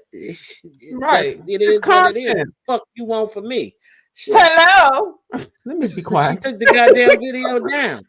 Shit. I can't examine the goddamn video. I just know what I heard people saying. The baby didn't have on any clothes. Okay. Okay. Y'all. Yeah. Let me see. Okay. Y'all and Pizza or whoever else can do whatever else the fuck they want to. I just don't care enough. Shit, I'm just giving commentary shit, and that's all the commentary I got to give. I'm gonna tell you. Actually, this is the baby that I do think is Brooks' baby. Oh, you so Now, right. Oh, oh. And what's on the little thing? I'm trying to read backwards. Never She mind. lying. I don't know that hoe. This is the This is a picture of the baby that was sent out as belonging to Brooke. And when the picture got there, the baby had said, "She lying. I don't know that hoe." So I do think that that is the actual picture of Brooke's baby. Okay. Y'all know Ronnie Q is with the shits and the giggles, and whoever's doing these pictures, shout out to the people doing the Shout pictures, out. and shout out to Ronnie Q too, because I think she'd be working behind the scene doing some shit, because she'd be telling us, "Oh, I had to work on it." I was like, Ronnie Q doing the editing and stuff. I could I tell the do. difference. I've done some pictures, but I these love it. pictures, that is none other than Palm Reader. Palm Reader I from knew it. LSA. Yes, That's the indeed. lipstick alley editing Yes, diva over there. yes, Child, she done got me in indeed. some ugly motherfucking pictures, but I ain't mad because I got a good sense of humor. But can Oh, you be nice to me for a minute? that But picture. years ago she liked me, but now I don't know if she liked me anymore. But girl, we do the same thing. We coloring. I mean, I might be It's just coloring a. the tone. God It's dang, can just I? a comedic. It's just a Yeah, comedic skew on you, Pam. and I like it. So it's not I'm mad. Please, I'd be mad if she didn't do something on my ass. Let me be quiet because she might do something. But I'm gonna tell you that picture, that damn what's the lady? What let me whisper. The lady that's in Florida and moved up from Haiti. Oh my god, that picture. Oh my god. The Oh, picture that listen. you have a nest. Okay. Okay, so now they're saying that Brooke mentioned Pizarro kids several times and Pizarro got fed up and released them. Okay. I didn't even know that because Yeah. when Brooke talks, I just don't hear her. I can't hear it. All I hear is y'all jealous. It's just a bunch of bullshit. I just like Hmm. zone out on Brooke. I cannot stand Brooke because she I is can't so either. full of BS. It's just like useless, even wasting your time hearing anything she has to say because she's just a pathological liar, delusional, and it's just I can't do it. So this is why that person said I didn't hear her say anything about her, but I don't pay attention to anything Brooke says. I just can't. So here are now Pam. I know what you're Yes, talking ma'am. about. So what happened to Ness yesterday? Oh, Um, I thought Ness had made it off the island. It seems like Ness went missing. Did somebody check the ocean? Did somebody check the boats?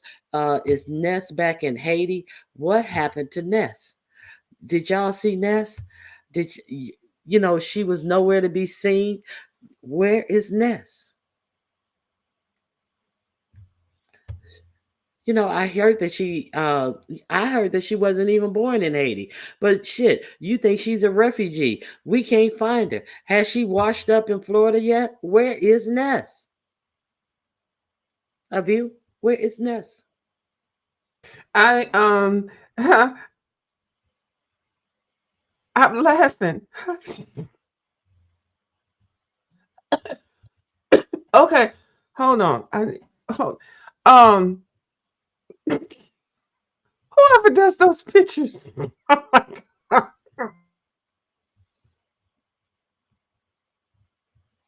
God. Okay. Um, what's the question? So Ness didn't go live yesterday. So Right. Ness seems to be getting some blowback. Ness made several community posts, deleted the community posts. So Ness seems to be getting a little blowback from her outbursts on Yeah. K Oh yeah. Fit, QI, and who was the other person? Oh, Okay. no pressure. The person in the chat, and who else did you say? I don't know. The K fit, the no pressure. Okay, there's a band of characters, not even characters. Some of those people are really positive. I think Ness is shooting herself in the foot with her attacking people, and it's another wash, rinse, and repeat. If you sign up to be over there on a regular basis, you're going to get dragged at some point when she has this tantrum or whatever. But it's ridiculous. But and it's not like we don't see it. Like, but we watch and they watch, and it's a train wreck. It's entertaining sometimes, but she does have these moments where it becomes very, very dark and very, very evil like. So everything that I've seen over here with the pictures and things are just so accurate, and the way you just showed those, it just seems like it's like a play. It's like a playbook. We are seeing her come on here, do this. She leaves, comes back, leaves, come back. And I actually find her comedic and everything. But when she gets into that dark space where she's really being mean and just angry, we can all see where it's coming from. But there's trigger words. That shit is funny. Okay, that's all I got for you, Miss Ronnie Q, because I know you got some more pictures behind the scene. Yeah, no, I don't have any more pictures. I did that was like my last Can you story. put the one with the angle with the braids and the edges? Oh. Oh, how do you know I have that one? I I didn't do. know because if you know, you know. If you know, you know. Yeah. Okay. I'm gonna leave it uh, alone. I'm not saying nothing. I don't want to no, tickle off. I have the link. I have the link to that. So yeah, I definitely have the link to that one because I didn't want to play her content. You know how Yeah. people be striking for this, that, and the other. So let me drop this link and Yeah. That'll be good. you guys can see this for yourself. Yeah. Yeah. Because people be flagging and stuff. And so far nobody's flagged you. I'm so proud of you on your channel. I'm so glad that you know what to do and what not to do and who to let up. I'm actually really proud of you. And I'm sorry, I don't mean to be one of those people in the comment section. Please don't let him up. But that one guy tried to come up here and you had your banner up and you were like, what do you want? And then he Yeah. really, yeah, because they've been trying to target certain channels, but some people are letting them on and then dealing with them on the live. But you can't do that with that whole thing. They came with an agenda. Some people fell for it, and I'm glad you didn't because your channel would be the channel that they're going to try to come for, because your channel is productive.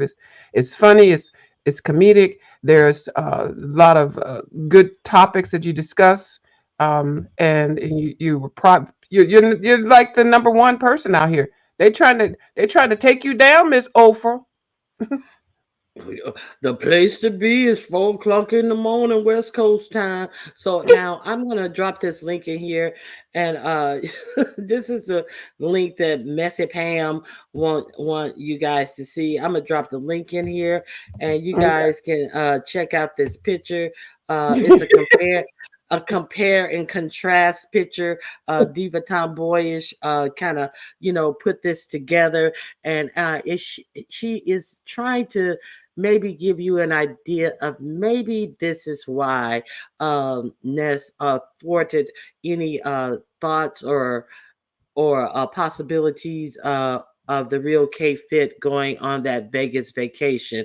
So if Mhm. you take a gander at the compare and contrast, maybe it let me know if you guys think that how there can be only one rooster in the hen house. So maybe it was Mhm. that type of thing. Yeah. Yeah.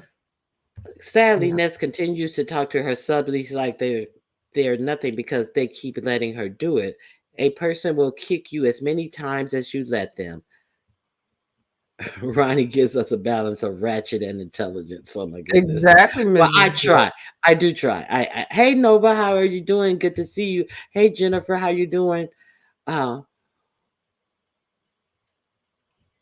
where's on crack cripple April? The last I heard that April has migrated over to the Mo 3 sector.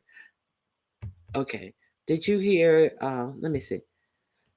Did you hear that Umar boy said? Yes, I heard, and she should have.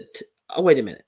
Did you hear what the Umar boys said about K Fit? They said she should have taken the cuss out like a G and not say nothing, let it roll off her shoulders. No, see, because they are the kiss asses and they are the ones who need Ness. See, it just really shows you what type of spineless I'm not going to even call them men. What type of spineless people that they are, what little self-respect and how much waddling on their bellies they would do for access to the subscribers over here. See, why would someone with any self-respect and self-worth sit up and let Ness speak to them that way when they have been nothing but a friend and supporter to Ness? It's just ludicrous. So it just shows you the caliber of people who are doing that. And of course, they would think that a black woman should just be spoken to any type of way because they don't value black women. Of course, they would think that. Like, how dare K Fit have any self worth? She's just a black woman anyway. Come on. Well, Well, I actually I have been joining maybe two a month memberships because I don't have a membership, and I'm like, why should I join something that I don't have? But then I do see the benefit of it, especially if it's something if you see some ratchet stuff that's coming down the line. Now I forgot that I had joined Nessa's membership, and I missed the live because I do try to go to sleep at night. I missed the live where she did speak to Kate Fit like that. So people kept talking about it. I kept trying to Google it. It's on membership. Then I was like, well, damn, duh, you remember until I already canceled. So I did it for 30 days. So I went over there and I watched it. And I watched the build up for it because I can't watch that whole damn these long goddamn videos, y'all. These 6 and 7 hours, girl, y'all go for it. So I did watch the point where, well, there was always some stress tension in there anyway, and I said, "Oh my God, why is Miss K Fit over there with them ratchet motherfuckers?" But it's entertainment. I can't tell people where to go like people can't tell me where to go. So I watched it, and then I did notice there's some highlights in it that really need to be spoken on. I'm not going to bring it out. I'm going to see if it's going to develop. Ness, that was so wrong, but it's wash, repeat, and rinse behavior. It's the same thing. So, in one way, I'm thinking K Fit, did you already know that that was going to happen? You know, you were not going to be like an exception to a rule over there in that camp.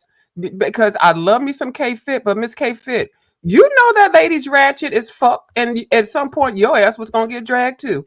There are no damn she's the queen, okay? So anybody that comes over there, usually it's ugly motherfuckers that ain't got no. Let me be grammatically incorrect to be funny. Ain't got no motherfucking teeth in their motherfucking mouth, and their BMI is out of goddamn order, okay? And they ratchet. So those are the only people that really can come over there and be accepted until she gets sick of them bitches, and then she cuss them motherfuckers out, and then they come back on, and then it's a whole wash, rinse, and repeat goddamn thing. So Miss K Fit, I blame you for that goddamn cuss out. I'm being funny right now. I'm being funny because I think she saw because she probably recognized the comedy thing over there with the Ness. The Ness lady can be funny, and I was even almost attracted to be over there to hang out. But when I saw her purposely downing black women and people in situations, and she's in a horrible girl. Do you not wish that you had not told us that you had a daggone son, and that all that whole goddamn history sitting in the pot and sitting out here looking like Craig and something. Now the Craig thing I thought was funny, but girl, you out here looking bad, but you don't get anything. Uh, uh, um. Any accolades from anybody out here. So now you got to bring people in here that's got in the same goddamn motherfucking situation that you are in or have been in, and then you trash them. You trash them, and then we were all watching because it's goddamn entertainment. But I see you, we see you. But K Fit, you signed up for over there, so you're getting a little bit of attention. I'm just saying, I ain't mad at you because I think it was funny because you did leave in a classy way. Now that lady went off on K Fit like that, and that goddamn Umar umbrella people, them umbrella motherfuckers. That last comment, what the motherfucker say on there? Hold on, you got to get me in a good moment right there. What did he say? Did she took it like a G, this and that, and She stood there? should have. She should have taken it like a G. But see, Okay. the thing is, K Fit never wavered. See, No, she the thing, didn't. yeah, she never wavered. She was who she was, and then when Ness tried her, she stayed who she was and gave her ass kiss. Like, bitch, are you crazy? Yeah. So, Yeah. it's kind of like, you try to pour something into people. Not like you're doing charity or anything. You like, okay, Ness is comical, like you said, when she's not in a dark spot. You think that, hey, I like her. She makes me laugh. She's enjoyable until she gets unenjoyable. Until she gets all tight in the ass over, Flickr or Max, and just crazy. And Right. try to and she was feeling herself, and we should all feel ourselves, but we should, we don't have to disrespect others. If you have to put others down to make yourself feel good, then you're going about it all the wrong way, because you should feel good about yourself outside of other people, is my point. So it just shows some insecurities in her, is my opinion. And that's all I have to say about that. And I think I totally agree. And it is content because we don't know each other like that. We're not like be able to touch people, and it is funny. It is entertaining. But when you see somebody doing that pattern of behavior, you need to. I use the word properly. Anyway, you need to make sure that you don't sign yourself up for it because it is mesmerizing. It is entertaining to go places and you got numbers and people are, I'm so happy. And then you're providing focal points and things that people normally won't be able to discuss. You're saying the big word, you're getting the big piece of chicken. But at some point, that goddamn big piece of chicken is going to be deflated. And so, like I said, wash, rinse, and repeat. So I'm glad the way that K Fit handled it. Um, and K Fit, you need to go ahead and do your own channel, girl, and we will be there to watch because you are very you're a lot opposite of the way that a lot of these women on here are, and but we still gonna watch the ratchet motherfuckers. We still watching them, but we would like a breath of fresh air, somebody that's opinionated and can verbalize exactly what's going on, especially with the situation that you have described to us with your lifestyle and life and choices and things. We need to see more options and stuff like that. So I saw it coming. I hate that it happened like it did. But the video was hidden right away, and then it was put on membership. That's a money grab. Anytime these people get on here with these motherfucking videos putting out there something so salacious, salacious. Oh, did you see the video? No, I ain't see the video. Girl, go ahead and sub to somebody.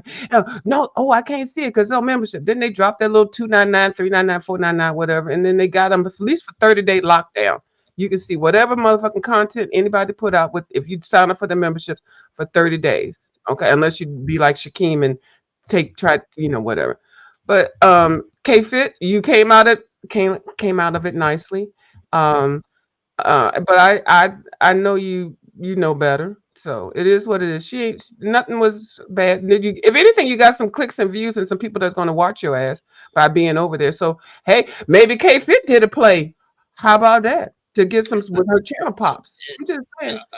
Yeah, I don't think that no, I don't think that Kate Fit did anything, but she gave, she spoke her mind and you know did what she did. So and she showed a compare and contrast to the Right. ratchetness of Ness. Actually, K-Fit also reached out to, of all people, Uppity. Now, Uppity used to be over there crying and whining and bitching and moaning about other people, and they said this about my daughter, and they did that, and they did this, and they did that, and K-Fit was over there like a champion. She would even hit her panel and talk to her and give her positive reinforcement, telling her different things she could do with her daughter, all for naught because that dummy, the only thing she cared about was Paul Masson, getting high, and sucking up to people who didn't give a fuck about her instead of Mhm. listening to the good information she was getting. See, it's just some people who just want to be where they are. And like with all the ass kissers that are available now, there has been an influx of ass kissers who would do anything for access. So therefore, Ness has gotten, in my opinion, lazy, and she does not work on her show. She immediately lets them up, let them take over with all this BS, no commentary about anything. We've been overloaded about this Vegas trip because of lack of commentary that she's Right. giving. So, and then you got all these idiots up there talking about subject matter that does not concern us, or we're not, even up on, or even care to be up on. So it's just, it has really turned into a hot mess. Mhm. You can listen to it. She can be on for 5 to 6 hours, and you may really hear 10 or 20 minutes of what she's actually saying because it actually relates to the B sector or B sector people in some way. All the rest of it is just all fluff. It's just really all fluff. Yeah, I agree. I agree with what you're saying. And okay, there's a 900-pound elephant in the room, and I feel like I want to talk about it, but I really don't because I don't want to cause any drama. But if y'all know me, I verbalized my feelings on letting people up on their panels and derailing the conversation, messing up how we normally have a routine. We come on, we listen, and I'm just saying, I'm just creating a scenario here. We get up in the morning, we make our coffee, start the coffee, go brush our teeth, wash our ass, shower and all that, and it was like a routine. There are certain channels that we go to that we get this warm fuzzy, and we know we're going to sit down and have a good time, good kiki. We're going to talk about something, and somebody pull out a yarn thing ball and start knitting and crocheting, somebody making something. So it was always a routine. So the routine has been broken, and I spoke on it, and I don't really care who cares the fuck whether they like what I said or not. I saw the pattern, and we all did. But I don't like it when people come in with an agenda and come in and change our little, I guess they call it a hen room or whatever. I think you know what I'm trying to say. But this is what we like, and so you normally let people come on their own channel that they're paying for, and to provide whatever they want to do, whatever, if it's something funny or corny or serious or whatever, we all engage.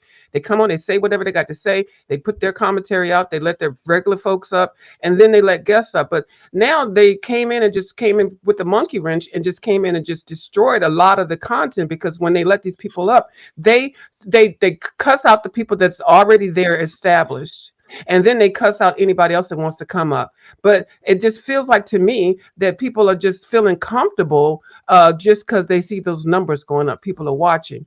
It's a planned thing. Of course, people are going to be watching, because the people that are sending over here are people that they said, we're gonna go fuck up this channel. We're gonna fuck up this channel. We're gonna fuck up. And I spoke on it, and I don't care if anybody likes it or not.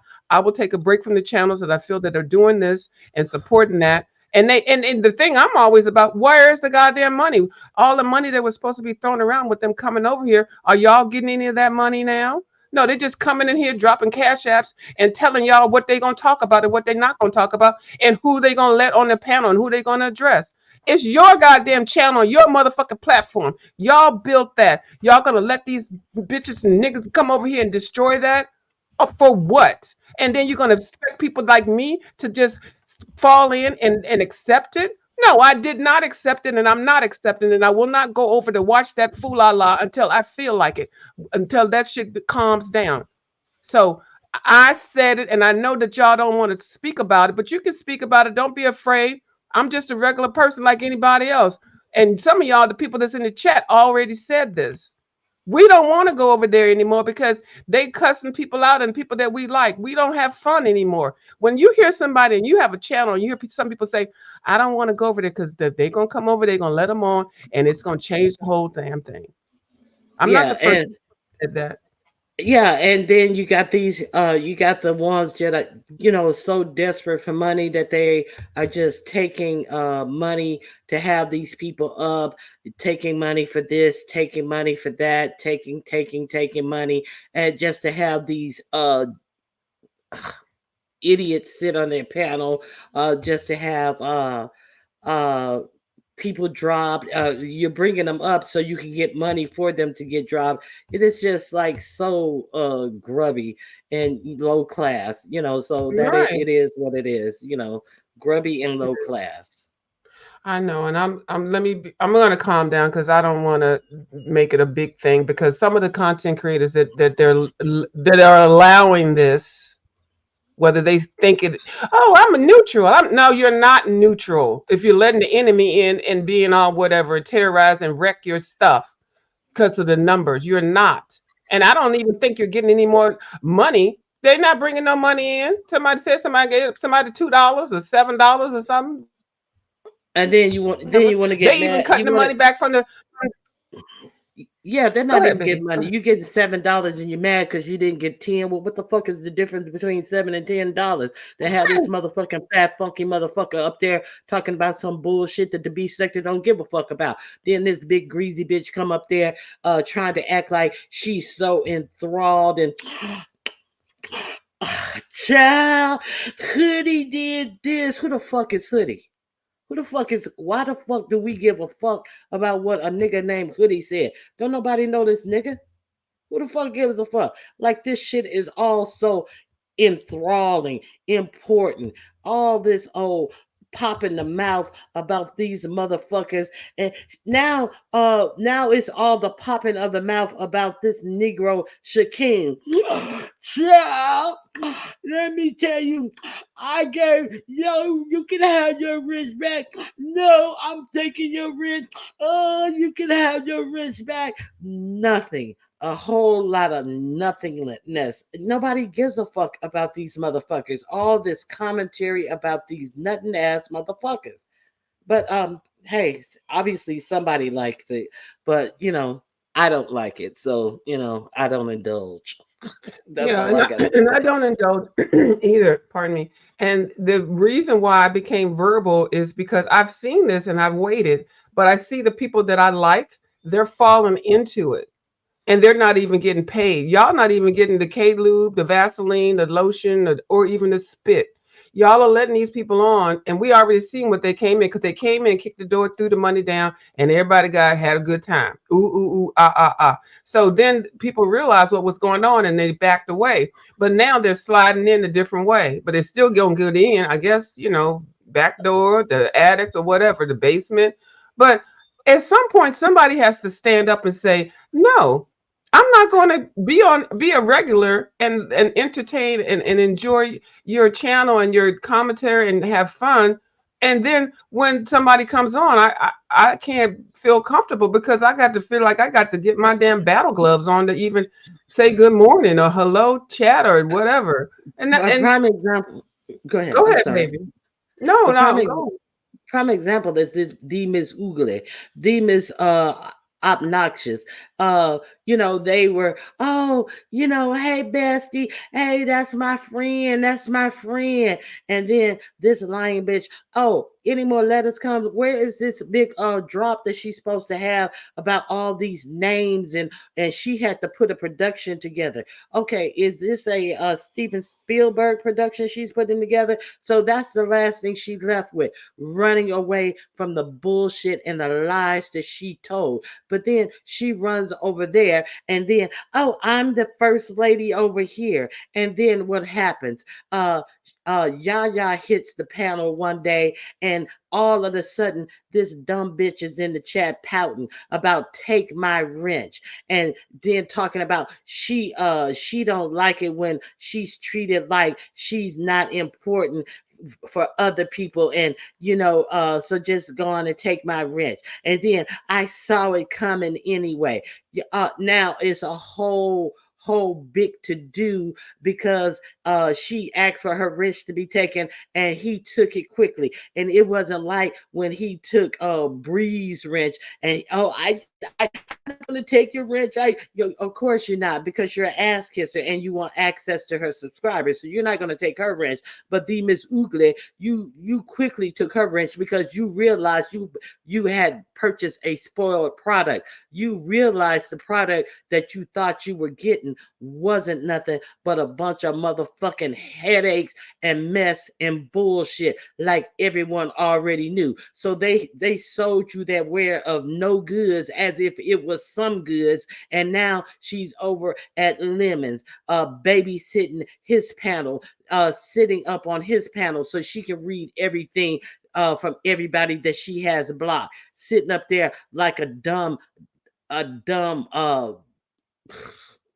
bump on the log over on Lemon's panel. Bitch, nobody likes you because you're not likable. And it has nothing to do with other people. It has everything to do with yourself, always positioning yourself to be the victim. Now, all of a sudden, she wants to be the first lady somewhere, obviously being the first lady of her own. So obviously, some of these men on YouTube are tasked to make this fucking fool feel like she's important. You are kind. You are sweet. You are important. Bitch, say your fucking self affirmations at home, ho. Ain't nobody out here to affirm your messy, lying, scandalous, funky ass. And you're going to continue to get what you get because of what you put out. You lying sack of shit. Where is the expose, bitch? Lord, that lady asked me for a damn interview. She's like, I don't even know how to do her goddamn voice. Y'all know I don't know these goddamn voices. A view. Oh, I was somewhere and she happened to be, because I try not to be places with these people that I don't really care about. I really don't give two fucks to the wind about some of these content creators. Some I like, some I don't, but whatever. I was somewhere, Miss Roddick. This lady going, stop the damn presses. A view. Oh, I think she might have said men Pam. I don't even fucking know. can I want to interview you? We can start this and that. And I'm thinking to myself, bitch, interview me for what? The fuck? I'm not a goddamn celebrity. I'm a regular goddamn motherfucker on the YouTube that got the goddamn internet package where I can create a channel and stuff like that. I'm not come on here to be goddamn YouTube infamous like y'all. Some of these people I give two fucks to the wind. I want to do an interview with you. And I did not bite. I did not bite because I saw through her ratchetness. She's a thirsty thirst bucket, miserable life. Over here talking about she making money being a notary. Do you know how much actually notaries are not supposed to charge more than $5 to fucking sign a piece of paper? And most of the notaries don't keep their notary stamp up. And if you really look at it, the dates are expired. And you can be a notary just means you got a goddamn library card and the motherfucking ID. Being a notary is nothing. I don't even know why people are making it sound like it's that. It's a goddamn test. Go ahead to the goddamn state you in and click notary. And if you are not a goddamn felon or then create a whole bunch of drama and shit, anybody can be a goddamn notary. But you do have to have a certain level. Now, back in the back days, olden days, being a notary was a well-respected thing because especially churches, businesses and things, you have to have somebody that's going to notarize documents, legal documents. I'm not trying to make light of it because well, anyway. But this lady's out here talking about some notary channel, this and that. Girl, why the fuck? First of all, being a notary doesn't mean you got to get on here and make light and make everybody be attracted to the goddamn field. You're supposed to be discreet and respectful. You mind the community and you see things that are going on. Who wants to notarize any documentation of theirs if you on a goddamn YouTube? I'ma tell y'all bitches, if y'all getting that bitch to do anything notarized and shit, the shit's gonna be stank and it's gonna be suspect. Because you know, notaries, I'm gonna say notaries. Notaries are Miss Ronnie just let me go. I'm on Miss Ronnie channel, bitch. Okay. Notaries are they it doesn't matter. It doesn't mean like it's not like you being a lawyer or you're a surgeon and shit like that. It's a goddamn notary. They verify the goddamn IDs and stuff. Notaries are just ratchet as anybody, just like lawyers and attorneys and stuff. But how dare that bitch get her goddamn whole thing notary this and that? Girl, you so stupid and you dumb. So stop doing that shit. I need y'all to recognize that she ain't no better or different than anybody. There's no notary degrees. You cannot get a goddamn master's degree in being a goddamn notary because you had a dress longer than 7 years. Okay, you cannot. It's just stupid. And y'all putting goddamn accolades on motherfucking shit that you ain't that's stupid. How the fuck you gonna be all put up on prim and proper because I got a notary? I'm a notary. Bitch, I'm a notary. Shut the fuck Now, up, child. who in their right mind seeing how this bitch lies, moves, operates, work behind the scenes to set shit up and bullshit to cover her lies and schemes? Who would want this bitch having access to their personal, most intimate, private, Right, financial information? Who? right. Not me. I'm just Not gonna me. say I wouldn't. I'm just gonna say I wouldn't. And what you need to look for if you are like buying a house or starting a business and stuff like that, get something legit, get somebody legitimate. And normally if you're dealing with the bank is going to have their own notary. Okay, always do that. Don't go with somebody down the street, they've been notarizing for years and stuff, because old school notaries are different than being a notary now. Somebody typed in the chat, it only takes 3 hours to be a notary. But you just Google it, pay $20 or whatever the fuck, and then you can be a notary if they can verify the address and stuff. So it's not a big thing. It's nothing to be out here notary this and that. Nah, whatever. So I don't know Yeah, why. I think, and I actually did submitted something into the Human Resource Department of the Notaries of the United States of America. I did, complaining about people on the YouTube claiming that they are notaries. So I did that. So if anything happens with the notary thing on the YouTube, and especially in the beef sector, it came directly from me. I excuse me. said it. Wait a minute. Clarify this. What? What? Yeah. What? Oh, I'm not just a subby and a content creator. I see some fuck shit. I report stuff. And I saw somebody creating a whole goddamn channel based on being a goddamn notary. I went ahead and with my little government access and my Hold on, let me type let me show you my fingers. Hold on. I'm gonna be typing on my coloring book, y'all. Hold on. Cause I gotta get this visual. Miss Q ain't shit. She like people to come over here. Hold on. Somebody's a notary and try what? I was like, oh, hold on. Let me go ahead and get my mouth. Hold on. Hold on. Okay. Notary of United States of America. Backs. Oh, I'm really doing a typewriter. You go that thing and go like, yeah. I would like to let y'all know that there is somebody on the YouTube that is already out here saying and disrespecting our goddamn hold on thing. Hold on. Let me turn the thing. Let me turn the wheel. Hold on. But you That they tightening are the saying, ribbon. Did yeah, you tightening the ribbon? Miss Ronnie, you telling all my secrets. Right. And I want y'all to know that you cannot be out here claiming being a notary. That is not a professional career. You cannot make 6 figures, 9 figures. Hold on. Where's my damn pen? Hold on. You got to hold on. The thing ain't right. Hold on, Miss Ronnie. I got to turn the ribbon. Hold on. All right. Okay. I got it lined up. You cannot be out here on the YouTube saying that you are a goddamn professional notary and thinking you getting goddamn accolades and shit like you're a goddamn attorney. Just because you're a goddamn notary does not mean that you are able to give goddamn legal goddamn advice. You cannot be on here talking shit and spreading motherfucking misinformation. Hold on. Let me put a real keyboard. Hold on. Hold on. Let me disconnect my real keyboard. So, because I got to get my numbers. Hold on, Miss Ronicky. It's worth the key. Hold on, Miss Ronicky. Let me disconnect that because I got, see, fuck a girl. Hold on, Miss Ronicky. Hold on. Let me disconnect this one so I can fuck this shit up. Hold on. Hold on. So, you can, hold on. I'm a goddamn notary, but a motherfucker. Oh, this is my whole routine. And I want to report one of my goddamn coworkers. She is on here talking shit, talking about she doing this, and this ain't a real goddamn typewriter. And I'm sick of it. Over here talking about she get mad when somebody even say that she's using her career for whatever. She getting on here to YouTube making all these goddamn fucking videos and shit, talking shit. I'm sick of it. Y'all need to stop it. I need, as a professional, I am a member of a notary in 5 different states. I only paid $10 to be one.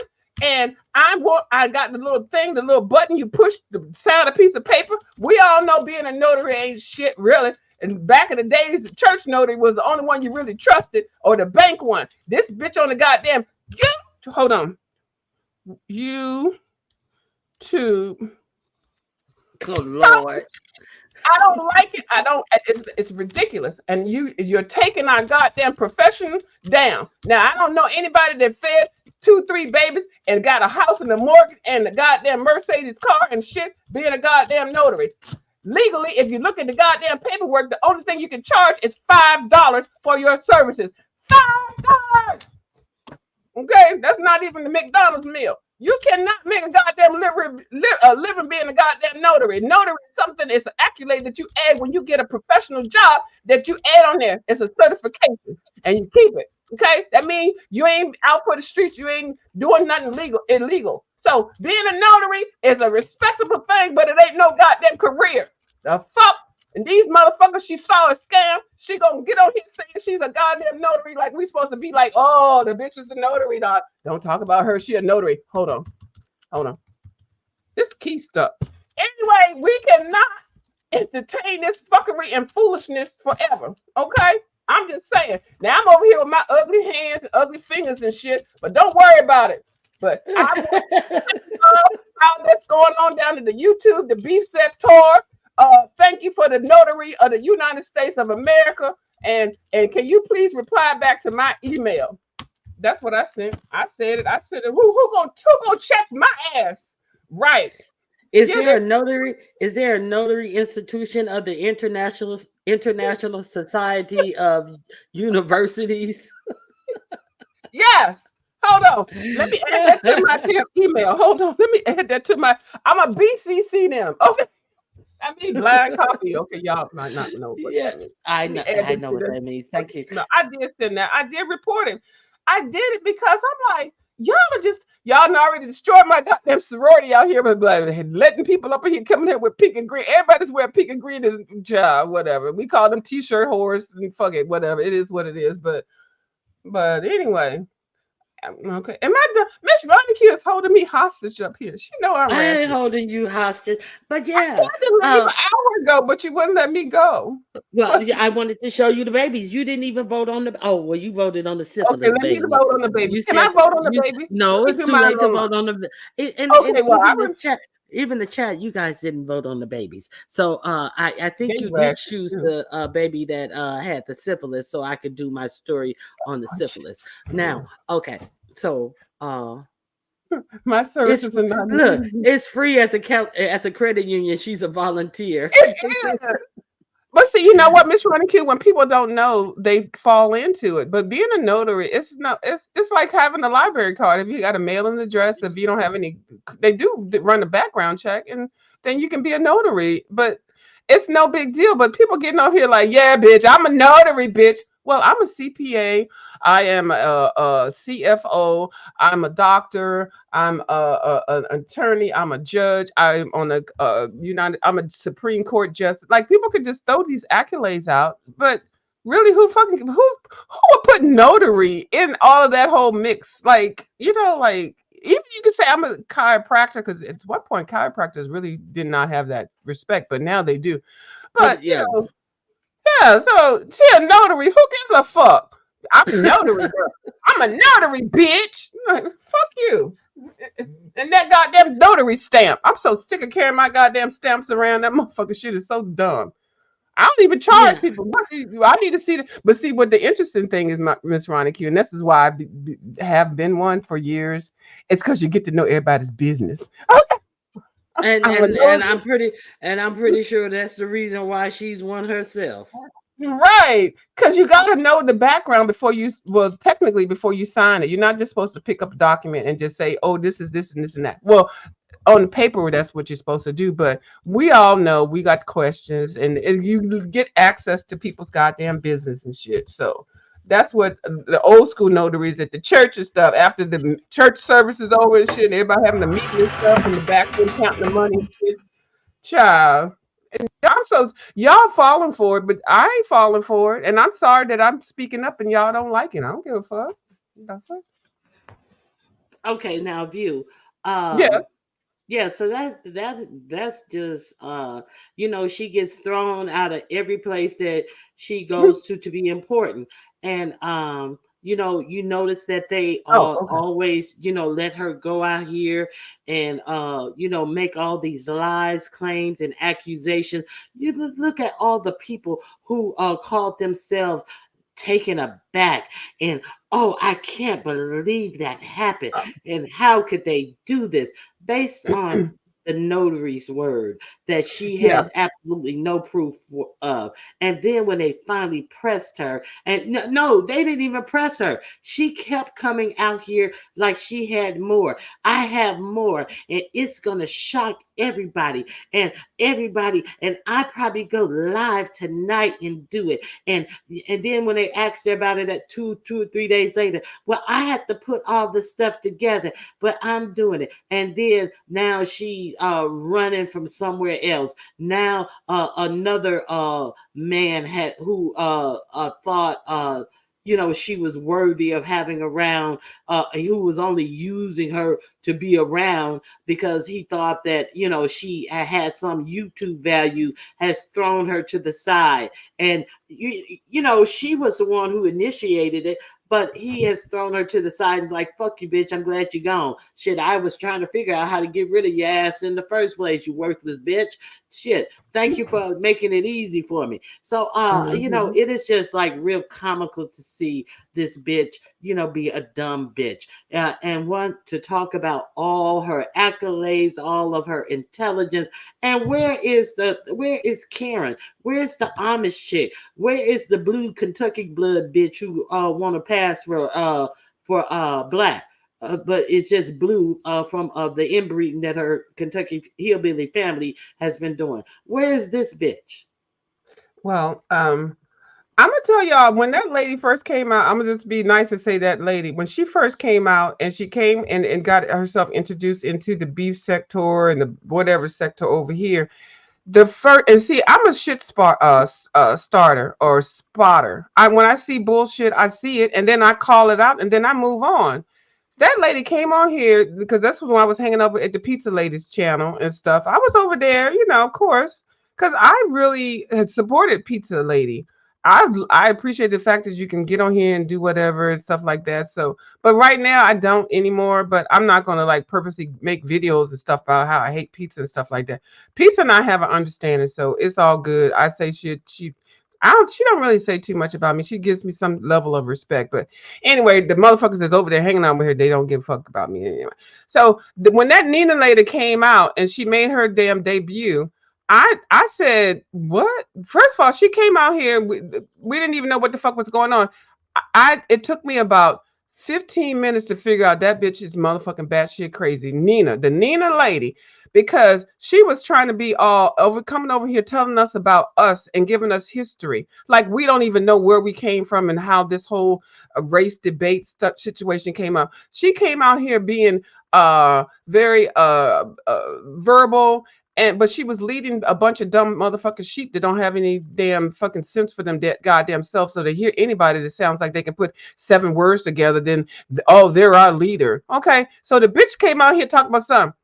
Blah blah blah blah blah blah. This is what got me. Listen, blah blah blah blah blah blah. And you people, okay, I can listen to somebody that speaks very articulate, and then as soon as you say something about you people, and I already know that you're on that fuck shit, I said, oh, this bitch on that fuck shit. So she came out here already setting us up. Okay, not even really setting us up. She just slid in here. The door was wide fucking open. She called us you people in front of our face, and nobody said anything about it. So of course, me with my little where my keyboard at? Excuse me. Oh no, I plugged it in. Let me stop because I'm type some nasty comments. Did that lady just call us you people? And everybody's still going on with the goddamn commentary. Nah, nah, nah. No, we got he ain't a mean on it. All that motherfucking stupid shit that y'all be talking about. And that lady that was the day that I realized that lady ain't for us. She's not for us. She ain't us. She not for us. And she found her way up in here and to infiltrate the whole group. So when I see this little fucking umbrella motherfuckers, alphabet niggas, whatever, I'm calling it out like I did with the Nina lady, but nobody wants to say nothing. Then the Nina lady came on here and caused all this goddamn chaos and havoc. And so now everybody's realizing and stuff like that. God, And whatever. then and then when and then let's not forget all the slave references and all of Right, this, and made. uh maid, and it's your fault that you think of maids as black. Girl, go sit your ass down somewhere with that bullshit. But now they besties though. Everybody know exactly what that shit meant. Now I saw something interesting on Lemon's panel, and always want to speak about the African diaspora. And Oh, when you talk about Black issue, do you know war? Do you know war? Yeah, life is war in the United States for Black mhm. people. It is a living war. But she didn't know anything about racial profiling and got all in her feelings Yep. because we had a conversation that she could not be a part of because it wasn't about colorism.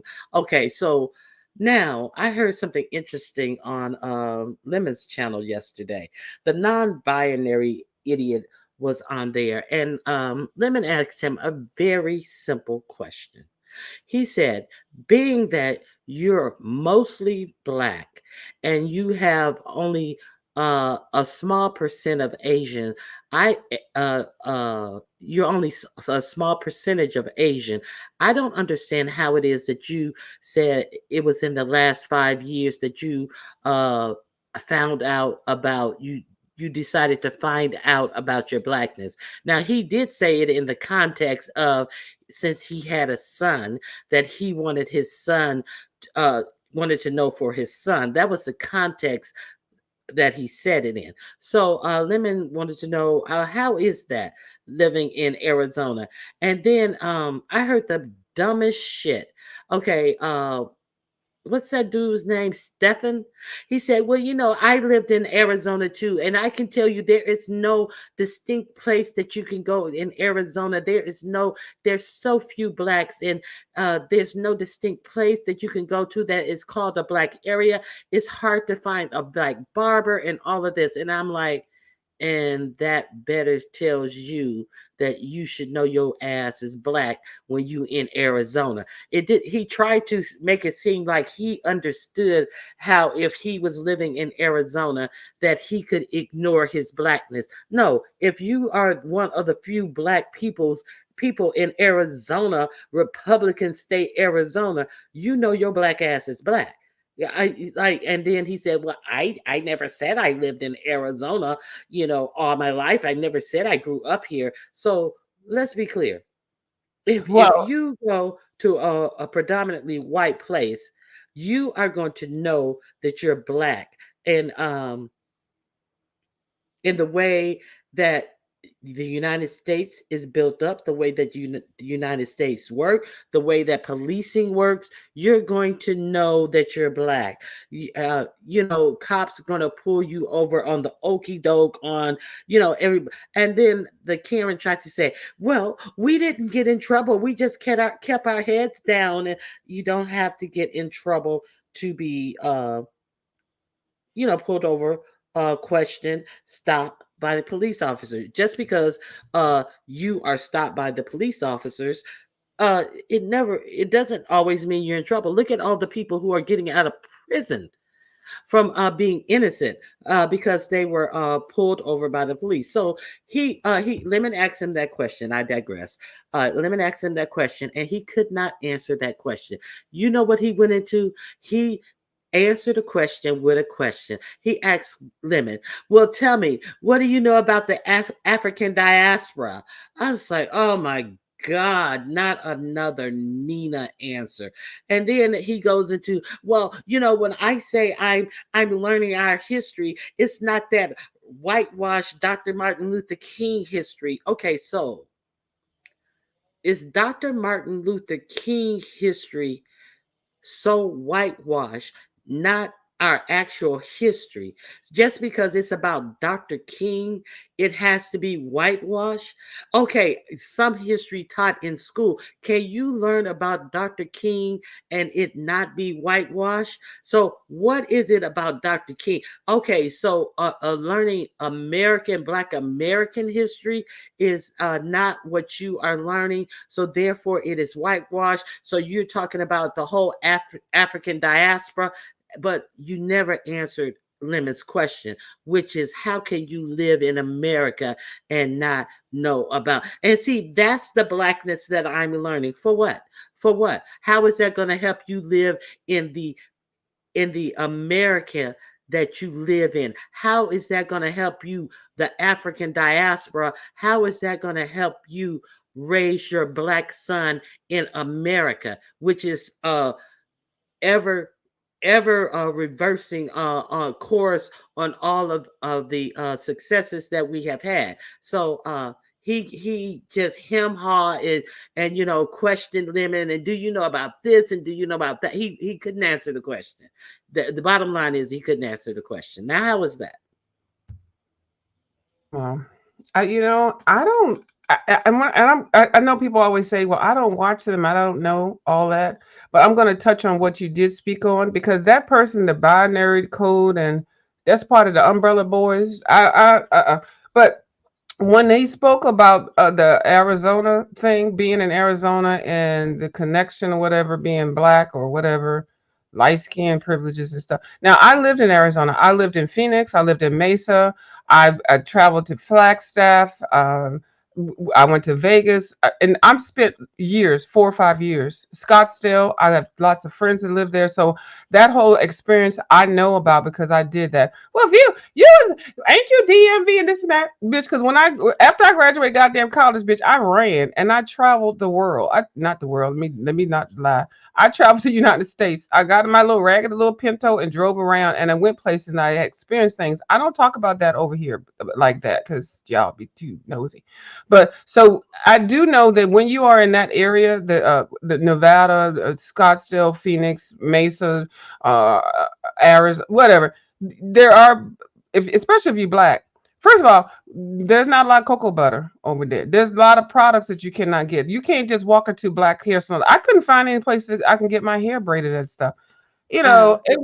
It's a big transition and stuff like that, but you adapt. I found a different way to do my hair and wear it and get my products and stuff. This was before the internet, mind you, that I'm speaking of. They didn't have the social media like they have now. They had was Craigslist was there, whatever. I don't know. But the fact that this boy, whoever he is, them Uber, whatever, I don't know them people, but he's spitting a little bit of truth when he says, there couldn't go to a black barbershop and stuff like that. But it sounds dumb. It sounds weak. Is this what you're gonna come on here and base your whole goddamn YouTube shit on? No, That no, you no, no. No, it was the other guy. It was the the binary, no, no, it wasn't him. It was the Stefan guy. But the stuff on. I understand all of that. But just because you can't find a black barber to cut your hair does not mean that because you can't find these people and these services does not mean that you are kind of your race is kind of erased and therefore you don't understand your blackness. You're just blend in and you can understand why you don't understand your blackness. And this person was not even raised there. He just lives there. So, just because you can't, so what? You're gonna go to Great Clips and have them cut your hair all choppy and Okay. chopped up? No, you know what you need to service your body, to service your type of hair. That does And then not negate your blackness. right, this is why I wanted to say something about that because when I was there, do you know hair is hair, and if you have melanated curly hair and all that kind of stuff, it doesn't really matter because if you find somebody, I when I went there, I wore my hair short. I don't know if y'all know, I used to shave my hair and wear it short because I like that look. So that was the first thing. Who's gonna cut my hair when I moved into that area? When I tell you I was up into a lot of the areas, well, it's Latin. Everybody's Mexican, whatever, Latina and all that. I went to the Mexican barbershops and they hooked my shit up.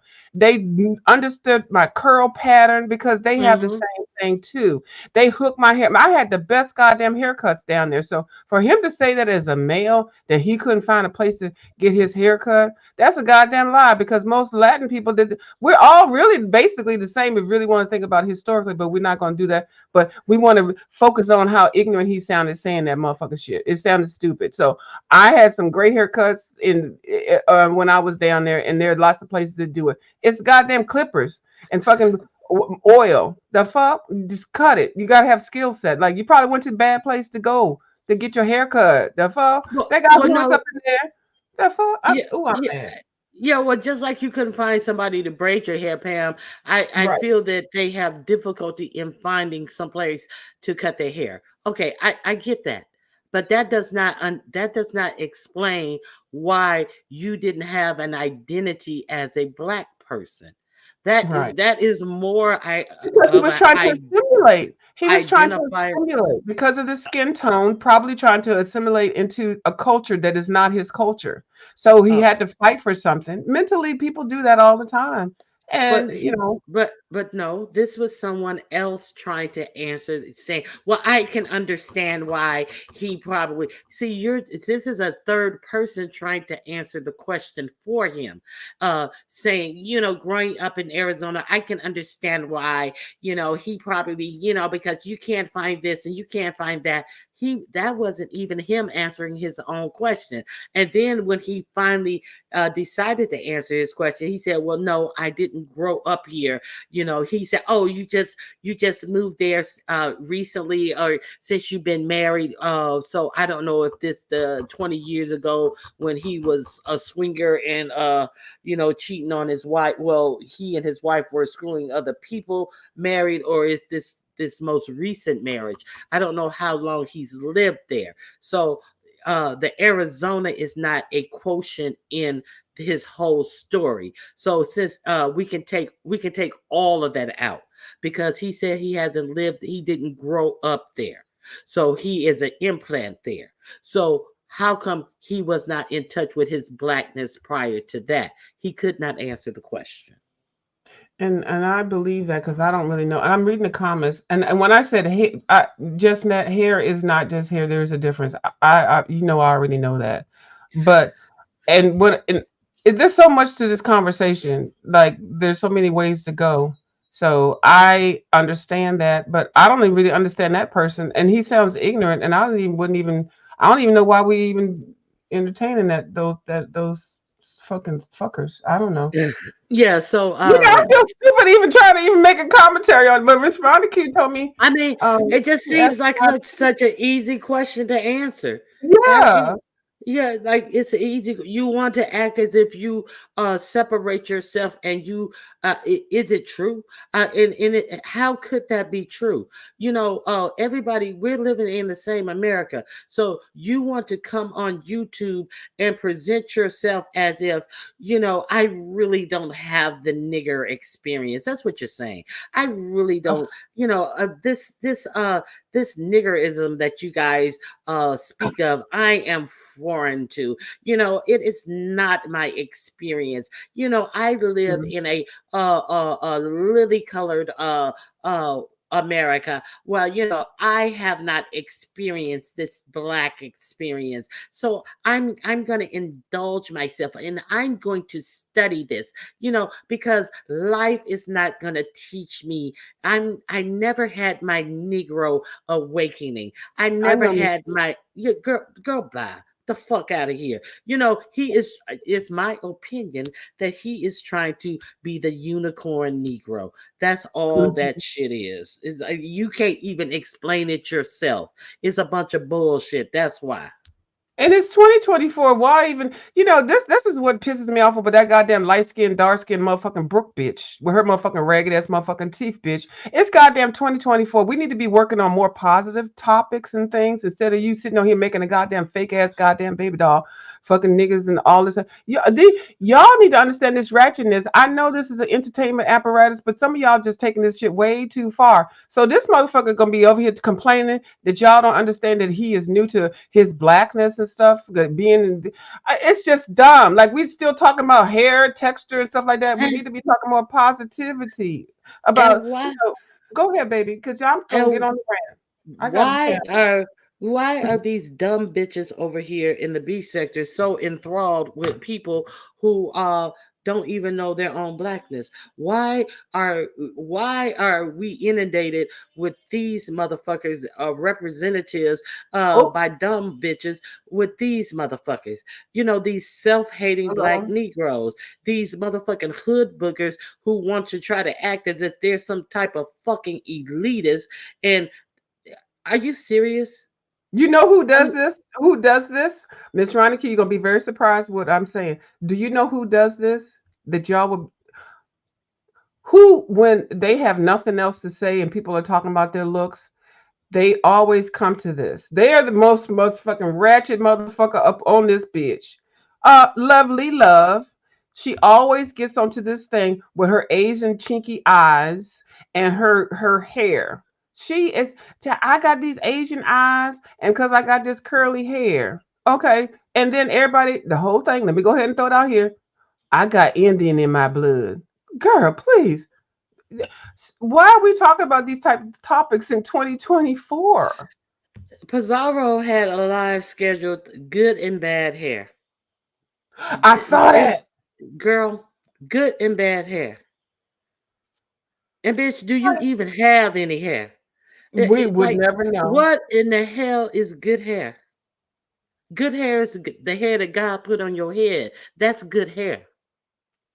And shouldn't Then your you, hair try to be natural looking? Like you got Tracy over here with these motherfucking goddamn straw braids, like really straw, crunchy, hard braids, and you're over here trying to represent a beautiful black queen from Africa with beautiful braids and shit, and you look like a motherfucking ragged muffin. Like, but the whole concept that somebody would even say in this day and age, look at what is bad hair? What is bad hair? Kalika laka hair, Miss Ronnie Q. Kalika Girl, laka.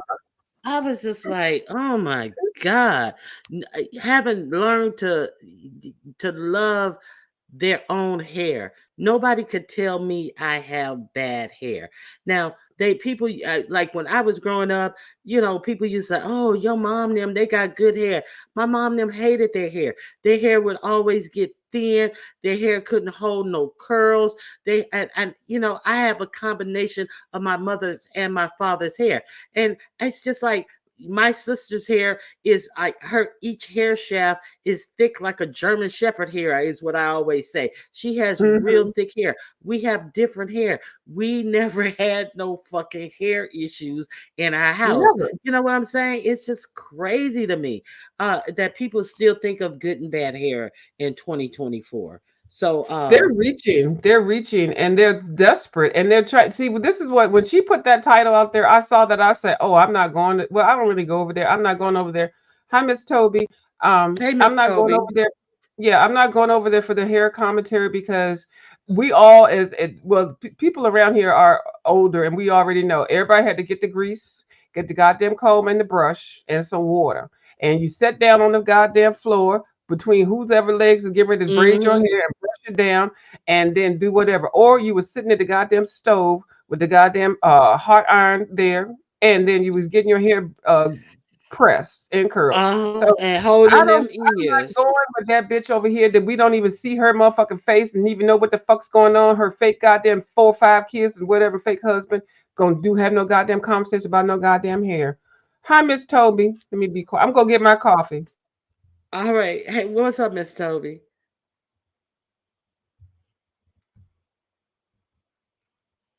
Miss Toby, you're on mute. Can you hear me now? Yeah, I hear you now. Oh, okay. I'm sorry. I said I just wanted it to be a little messy because we were talking about cold. Uh-huh.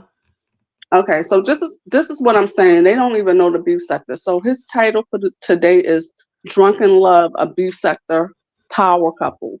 So in other words, he thinks that Kiki and Octavius is a beef sector power couple. Okay. And since they've been a couple, they really haven't even been in the beef sector. They have created their own lane over there in that homeless interviewing homeless sector. So they don't Yeah, even the Atlanta equate guy. as a couple in the beef sector. And good morning, Ox City. Girl, bye. Yeah, And so I have never heard of, if they were a power couple, surely he would be over there licking up under their boots. So therefore we know that they're not a power couple because he hasn't been over there. He has never talked about them, I'm sure, until this day. So he's okay. Go ahead. Go ahead. I interrupted you. and also I found it interesting that Stargate is back on his panel after a certain someone is no longer over there. Mm. Oh, Well, maybe it how will. hush. No, wait. So they didn't get along. I think they didn't get along, from my understanding. I think they didn't. But yeah, she's back on the panel. I'll be in the bushes for you, Ronica, because I really don't like the man, but I'm only in the bushes, Uh to huh. give you the news that you can use. Yeah. But Yeah. yeah, so she's back over there on the panel. Yeah, well, I guess she is willing to take whatever he dishes out and play her position. So somebody was saying, who was that? Was that an LSA? Somebody was saying that they're sure that she would be back over there. She is kind of like the mammy figure who rally all the children around and make them feel like, oh, it's okay, babies, it's okay, babies, go on and take this. No, that's just how he is, babies. So it's that, that's what I heard. So it's to make him and them and their attitudes more palatable, because I'm a woman, I can take it. I don't take them seriously, I just let them say whatever. I enjoy it too, I give it right back to them until she doesn't, and she's banished. So that's the gist that I got from the relationship. Have you heard anything? I don't know anything about her other than when she came over to Bizarro's that time, and tried to talk that dumb stuff. But I really don't know much about her. Yeah, but I just thought it was interesting. She's back over there because I had, since TMO was no longer over there, I guess not. She's on the panel today now. Well, I know she is burning up livid. Mm. Demon So Soul. yeah, most definitely. So I thought that was interesting, and I just thought his title was interesting because I was like, this Negro, he doesn't even know the B sector. They're not even a power couple in the B sector. Kiki hasn't been in the B sector for what, at least a year. Mm-hmm. Yeah. She over there Atlanta Streets. That's what the guy name is, right? Atlanta Streets. Yes. She's over there Yes. she's over there in that sector. Um and I don't even want to talk about that situation. I don't even who goes on the internet and tells everybody that her man's thing is too big. After she just called him a beard. After she just called herself his beard, I should say. First she was trying to, try to say that, insinuate that he was homosexual. And then she turns around and says that, he was so big and it was uncomfortable and it hurt. And like, oh my God. And Well, did you mm, did you see the mm. video yourself? The video, which video from yesterday? Her video, yes. The one that she deleted where she No, I said all didn't. this shit. No, I wasn't able to get to that live, but then she went live again, and I saw a little bit of that. Okay. I didn't see either of them. When she was calling for the beef sector, and I heard that she was feigning to be intoxicated. I didn't want to see any more of that. And if she was drunk, I had known from her previous lives, being on Pizarro and Tracy's panel. It was just a whole circular conversation, and by pretty, and acting like she is taking in what people are saying and then going right back into, am I pretty? I can't do it. I Well, cannot do authentic I video. was in her bushes recently, and they were going back and forth again. And Vic is on the panel, and that doesn't make things either better. I wish he'd just get off the panel because that's ridiculous. But they were still going back and forth and still talking about his peen being big and her saying that, Today, today. yeah, yeah, Oh my God. Oh my his, God. his peen being big, and I would go to work and I come back home and he's still playing video games. He didn't want to work. He didn't want to do this. I try to set him up with a class and he wouldn't do the class and stuff. And I'm used to a man taking care of me. I ain't used to taking care of a man, and I have a daughter. She take care of herself. I'm not taking care of no grown man and all this and all that. So they still fussing. Well, she knew exactly what she had when she got him. I mean, it's just I'm not interested.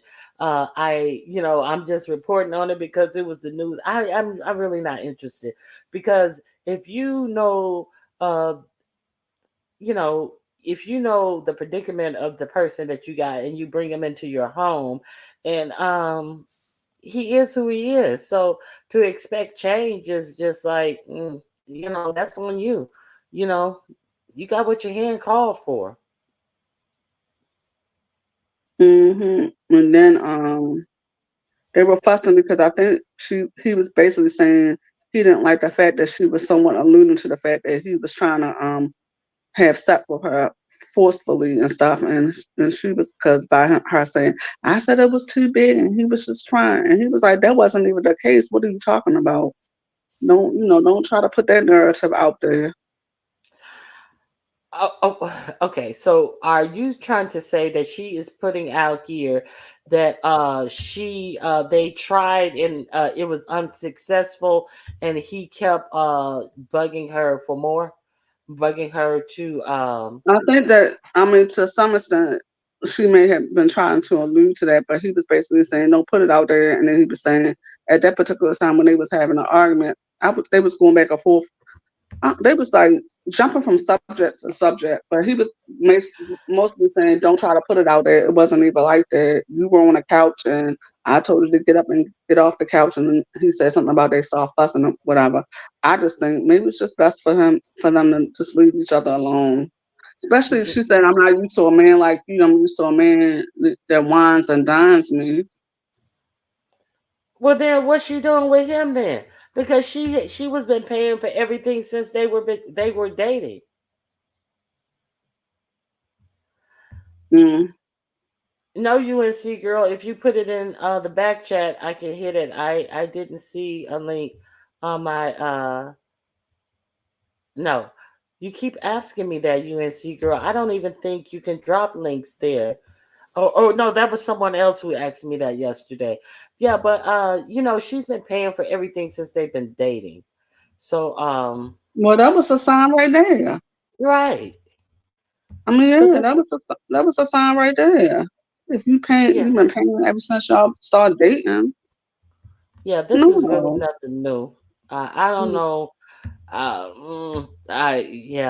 don't know. I think there. You see somebody in the comments said that she kept telling Jay Wilson to call her Barbie.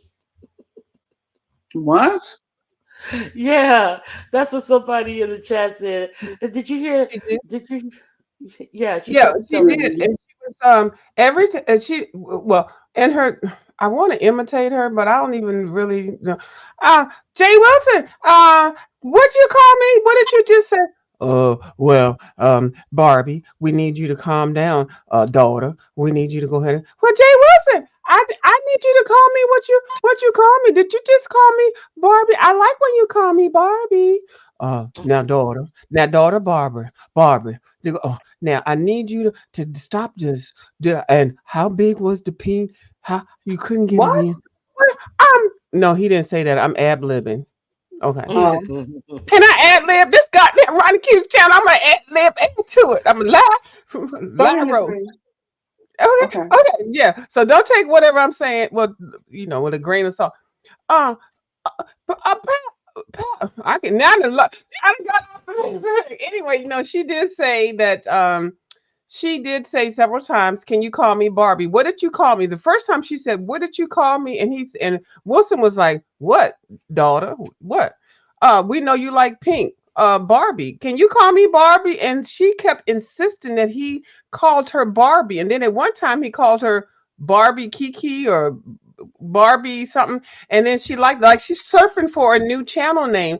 This whole thing is so motherfucking fake. It's plays. Not another channel name. Oh my god, Yeah, that's the well, last thing she needs. yeah, when she came up here, remember she was in that New York picture with the Barbie with the pink little outfit in New York when she dragged that Octavius over there to see her, and they was in New York. Barbie's in New York or where.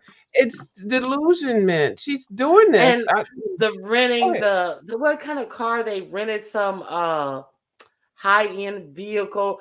Oh, you don't rent no high end vehicle to drive around New York City because New York traffic is horrible. Like you don't. Horrible. Right, you Yeah, don't, because Horrible. the insurance is gonna be way too much. Because somebody's gonna ding and bang because there's no parking. You don't rent a vehicle in goddamn New York. No, not in And the parking heart of and New parking York. is expensive. It's expensive. Yeah. yes.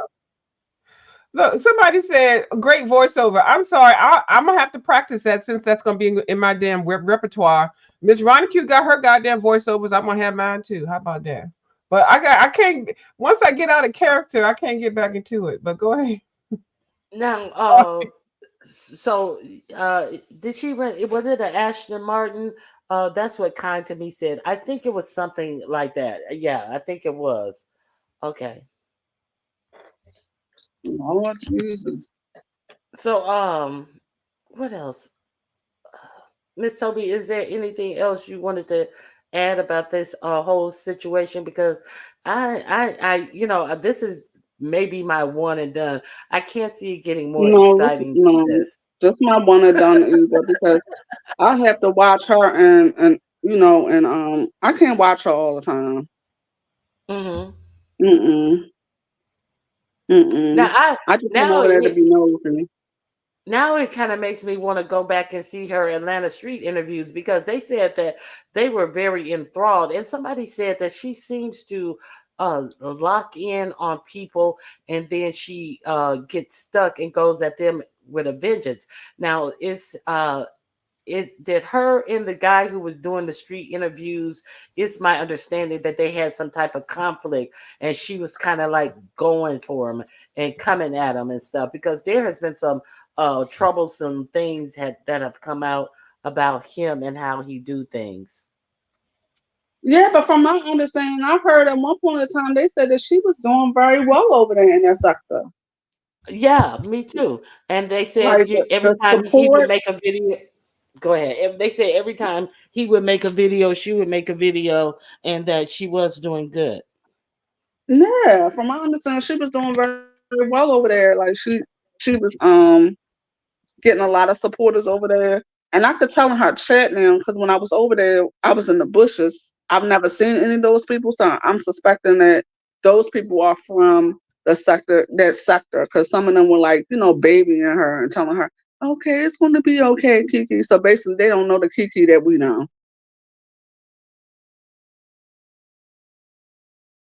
I totally agree with that. I'm sorry. I got the lawn people out here. Hold on, let me close this window real quick. Uh, I totally hold on. I'm sorry. I got to close the window in my car. Hold on. Okay. Mhm. So, I totally agree with what you just said because it's a new opportunity to cause chaos and fuck shit and build your channel and stuff because a lot of people over here that don't even know her. That lady has done this several times, and we all fell into it. But I will never ever be on her side when she sat there one day, 2 days, and this was I guess was on Miss Olivia's panel and in her panel channel or whatever, and called us a bunch of niggers and talked about us being ugly and looking like monkeys and that she's pretty and she don't like dark skinned people. This bitch is doing this as a motherfucking play, okay? A total play. And so I'm gonna sit back and let y'all new people get into the receiver. And so the older people that are here, y'all need to let people know uh the Lanta thing, I looked at a little bit of it, but I said, oh, now she got another play. It looked like it was successful, but if she didn't pick this motherfucking rusty ass, dusty nigga off of here, that she got to pay for everything, and now she complaining because he got a goddamn big dick, bitch. I know y'all motherfucking lying. I'm not going. I can't take this fuck shit on the goddamn YouTube, and I'm gonna speak about it. I just removed myself, but I ain't gonna just let y'all just be led blindly like goddamn sheep with this fuck shit, this old wash repeat shit. Even they dragging people that's already dead in the grave up with this fool-la-la. But that damn that lady that she bet shit crazy, but she ain't drunk. She was not drunk. Now at some point she probably got drunk, but she wasn't drunk when she came on here. It's a whole goddamn play.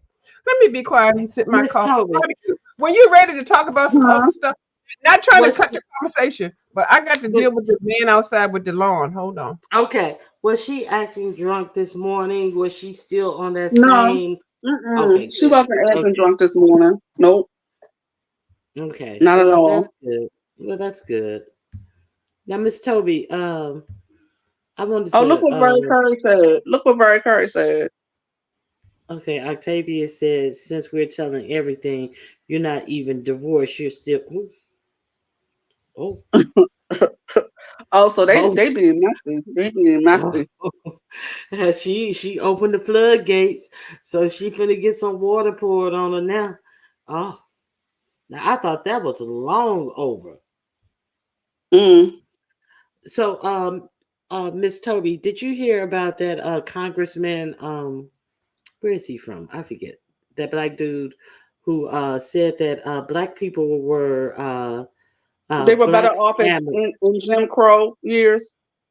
Yeah, yeah, yeah. Black family were more stable or something to that effect under Jim Crow. So he's been Hmm. getting a lot of pushback. Um, and I was just gonna play. I saw a lot of people, and the thing that he did. Every time someone wanted to question him about what he said and interview him, he always said that people were misconstruing what he said, and people were adding to what he said to make it sound like something it wasn't. And I was trying to find someone who questioned him about it, interviewed him well about it, and basically got in his shit about it.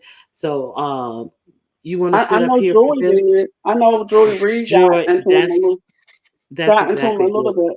And I That's exactly believe, if I'm not mistaken, is he on a short list for vice president VP. Yeah, he's on the short list for for Trump? VP. For So Trump, this is yeah. Yeah, for Trump. And so this is the man who I'll just play what was said, and I finally found somebody who was able to interview him. I'm going to share my screen. You want to stay up, Miss Toby? You're more than welcome. Yeah, I'm gonna stay up. Okay, I'm gonna put my banner up because I'm playing this um, copyright under section. Uh, what is it?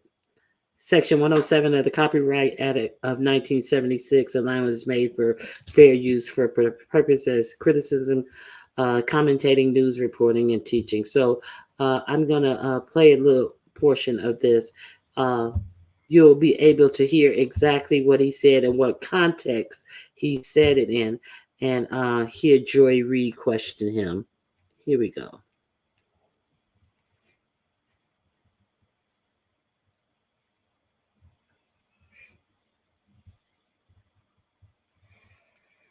I think it's this one. Yeah, this is the one. Okay, here we go. Let me get past this commercial.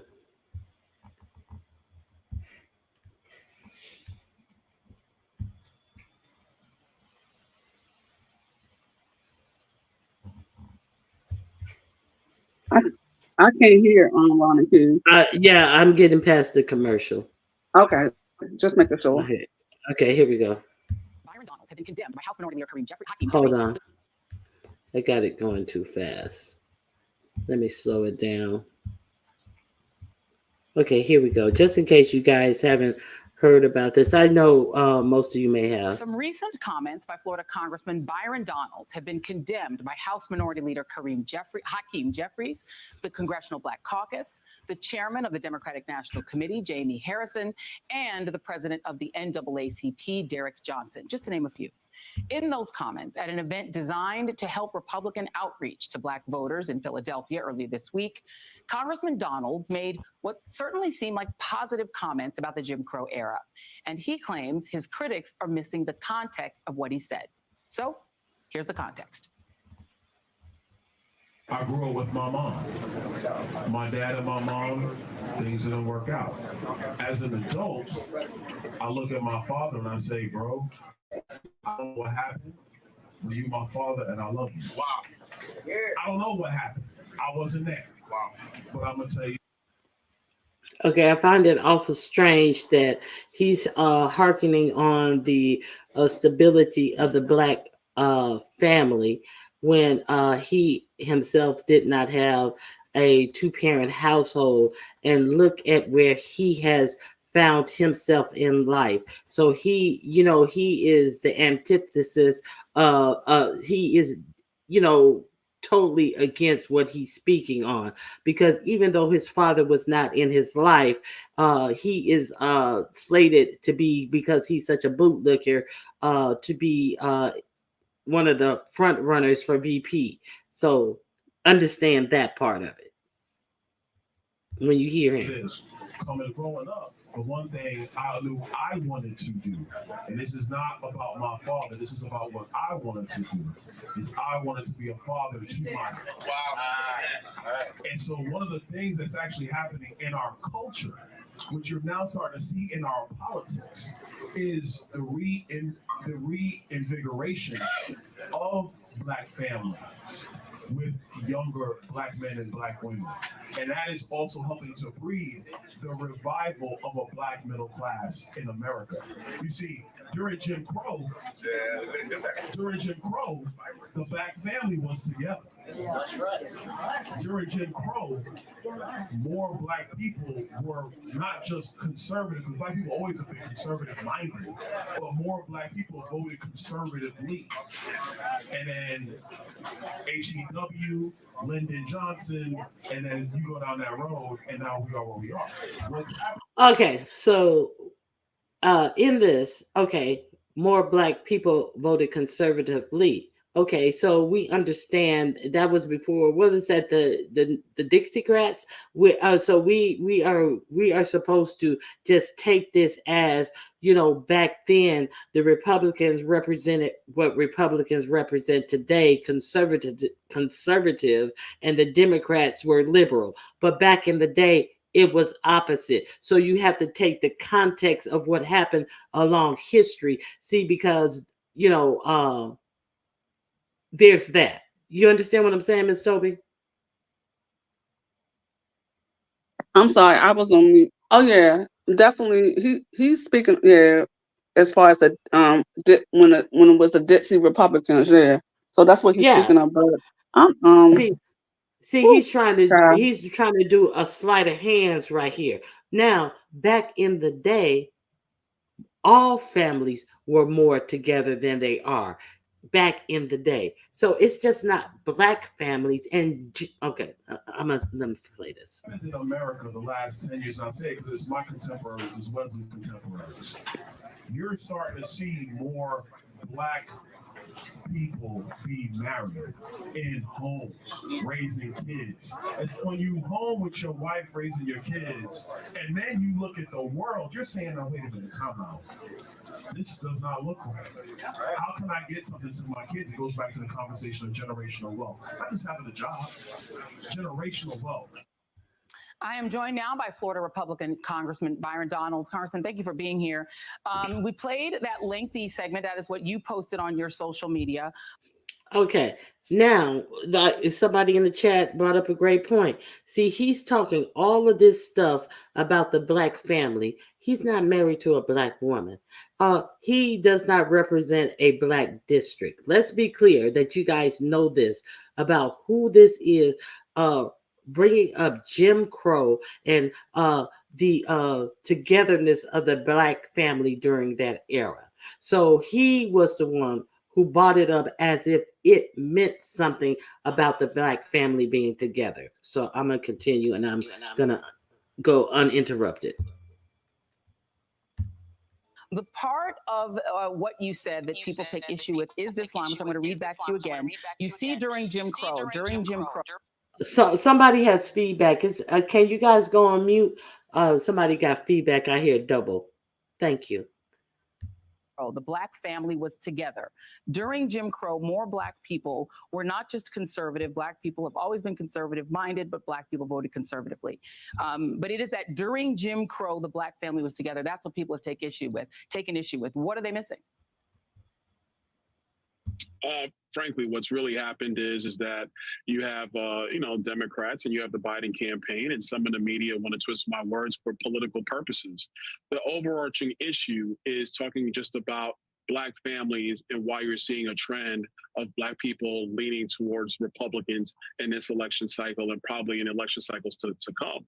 And part of that, and part is that when you're raising families, raising kids, etc., you're now thinking about all of the public policy issues, all of the economic issues, all of the education issues. And that's leading people to have divergence in political thoughts. That was the only point. The stuff that comes up about Jim Crow and twisting my words, saying I was being nostalgic or saying that Jim Crow was good for Black people, that's all political spin. It's a lie. It's gaslighting. And that's truly unfortunate. So here's the challenge, Congressman. You started out talking about your family, talking about your mom, talking about being raised, and you on your own brought up Jim Crow. In fact, you said Jim Crow 3 times for emphasis. It wasn't the media or the Democrats or gaslighters who brought up Jim Crow. It was you. You brought up Jim Crow. So why did you use Jim Crow specifically as your reference? You did that. No one else did that. You did it. Oh, I did. We were having a conversation, just talking as Black people in Philadelphia. But if you're going to use the chronological timeline of America before the Great Society and Lyndon Johnson.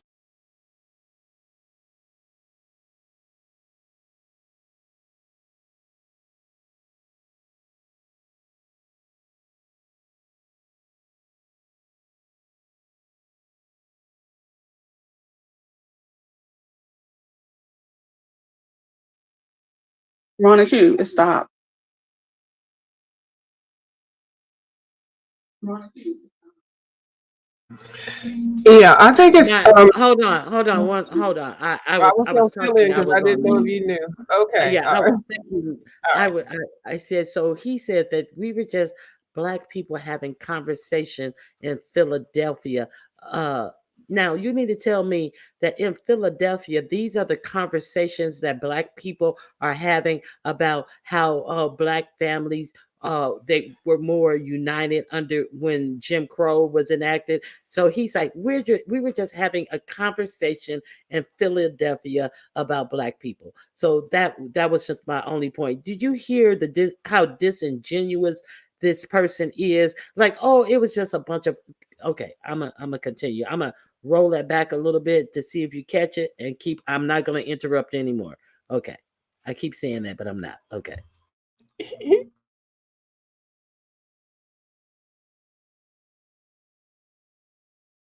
Logical timeline of America before the Great Society and Lyndon Johnson's time period, you had, unfortunately, the Jim Crow era in America. During that time period, logical timeline of America before the as your reference. You did that. No one else did that. You did it. Oh, I did. We were having a conversation, just talking as Black people in Philadelphia. But if you're going to use the chronological timeline of America before the Great Society and Lyndon Johnson's time period, you had, unfortunately, the Jim Crow era in America. During that time period, the marriage rates of Black Americans was significantly higher than any other time since then in American history. So it is a divergence if you're talking about marriage rates in the Black community. They have plummeted. And what we've seen recently in America, which is a very good thing we should all celebrate, is that the marriage rates in the Black community are rising again. That's good for Black families. That's definitely good for Black children. It's something I want to see. I'm quite sure you want to see it as well. Okay, let's talk about that. Jim Crow lasted roughly from 1867 after the Civil War to 1968. Is there a specific period between 1867 and 1968 that you thought was this golden era for Black families, or a time that was good for Black families? Joy, I never said that. And see, this is where the gaslighting comes in. I'm going to read what you said. All I was talking about was the marriage rates. Stop. No, Joy, that's not what you said. Let's play what you said. Play what he said. Play what he said. Families. You're saying I said it was the golden era. I never said that. I'm going to play what you said. I said that it was better for Black families. I never said that. Play what he said. Play what I said. Play what he said. No living being should ever eat processed food for every single meal of their life. During Jim Crow, the Black family was together. That's right. During Jim Crow, more Black people were not just conservative, because Black people always have been conservative-minded, but more Black people voted conservatively. And then HEW, Lyndon Johnson, and then you go down that road, and now we are where we are. Okay, so now I'm going to go back. You said during Jim Crow, the Black family was together. What was the authority of the Black father in the Black family during Jim Crow?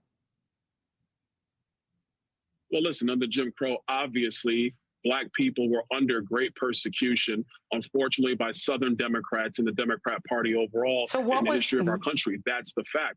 And so, well, let me finish now, Joy. And so having the Black man in the home was about first protecting the mom and protecting the kids. Incredibly important. It was the leadership in the home, which is incredibly valuable. And I think what we're witnessing, obviously, the last 30 years, definitely through my generation, is Black fathers being at home is incredibly important for the success of Black children going forward. And it's not just a Black thing, that's everybody. Fathers in home help to breed success for kids moving forward. That is a great thing for our country. That's something that has been proven throughout time.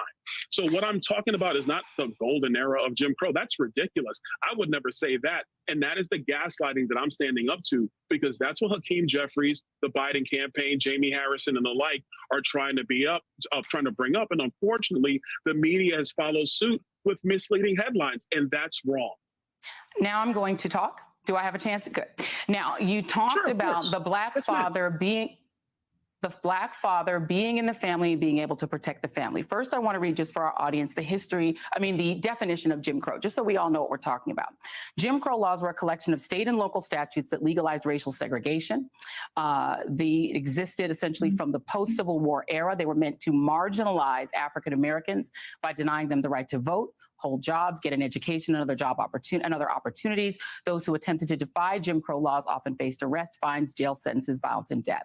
Now I want to talk about something that happened during this era. You said that what you were talking about was the presence of the black father in the home to protect his wife and family. In 1943, in the state that you represent, in Florida, a young man named Willie James Howard, who was 15 years old, was lynched. During Christmas of 1943, Willie Howard sent cards to all of his coworkers at the Van Priest Dime Store in Live Oak, Florida. Unlike the other cards, Willie's card to Cynthia Goff, a white store employee, revealed a youthful crush. His greeting expressed hope that white people would someday like black people, and concluded, "I love your name, I love your voice. For SH, sweetheart, you are my choice." After reading the card, Cynthia's father, Phil Goff, brought two friends to the Howard home and demanded to see Willie. Despite his mother's pleading, the men dragged Willie away and then kidnapped Willie's father, James Howard, from work. The men drove the two Howards, I should say, to the embankment of the Suwannee River, bound Willie's hands and feet, stood him at the edge of the water, and told him to either jump or be shot. Willie jumped into the cold water below and drowned while his father was forced to watch at gunpoint.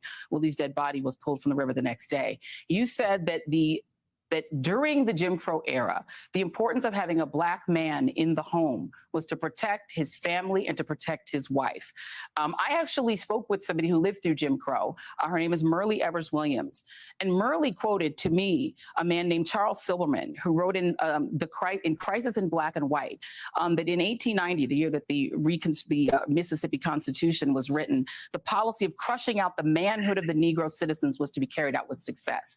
So the man in the home during Jim Crow had no rights, could not protect his wife from rape, could not protect his son from lynching. So again, why would you quote that era and say that at that time, the family all being in the home together was something we should think of as a good thing?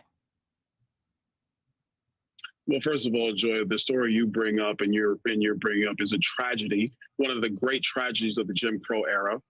This is why those policies were they were disgusting and distasteful. All I was talking about, Joy, was the benefit of a man in the family. Again, sir, I'm sorry, I let you talk for a long time. Sorry, talk over you. You've gotten a chance to speak a lot, Congressman. You're going to answer my question now and not filibuster. This is the question you want. This is the question you need to answer. That's what I'm trying to answer. That's what I'm trying to answer, Joy. Give me a second. Take a breath. Take a breath. If a black man could not protect, it's my show. If a black man, a black father, could not protect his wife, his son, or himself from lynching and violence, how is him being in the home mean that that is an era that was better for the black family, or that we should think of as a good thing? First of all, Joy, I never said that it was better for black people in Jim Crow. I have never said that. And even my own words say that. If you're talking about the importance of black fathers in the home, or frankly, all fathers in the home, it is always for the betterment of children, to have leadership, yes, for safety. So having two people in the home to help provide the economic needs for those children so the family can succeed. That is a wonderful thing. We should always get back to that, not to Jim Crow. And this is the point of the gaslighting and the lying that is occurring with what I said. Don't try to impose the fact that the marriage rates were better in the higher, I want to be clear, higher in the Jim Crow era to mean that I think Jim Crow is great. That is a lie. That is gaslighting. I would never say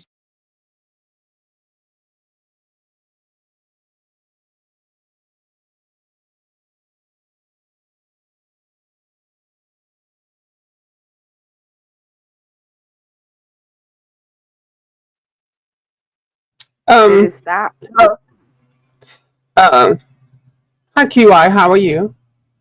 Fine. Hi. How is everyone? Yeah, we're good. And Did it freeze or something?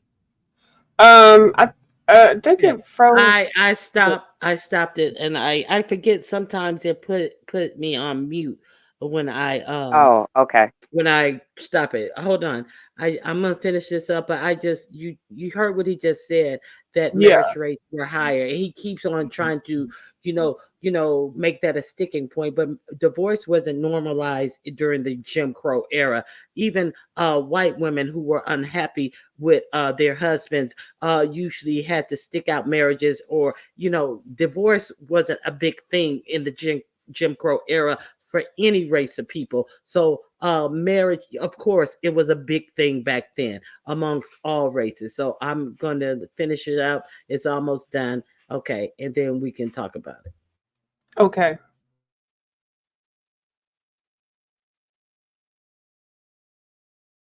That is occurring with what I said. Don't Mhm. try to impose the fact that the marriage rates were better in the higher. I want to be clear, higher in the Jim Crow era to mean that I think Jim Crow is great. That is a lie. That is gaslighting. I would never say such a thing. Which is why You the Jim quoted Crow Jim era Crow. You was brought it up. destructive of Black people. You brought it up. You're the All one I who was brought it talking up. about.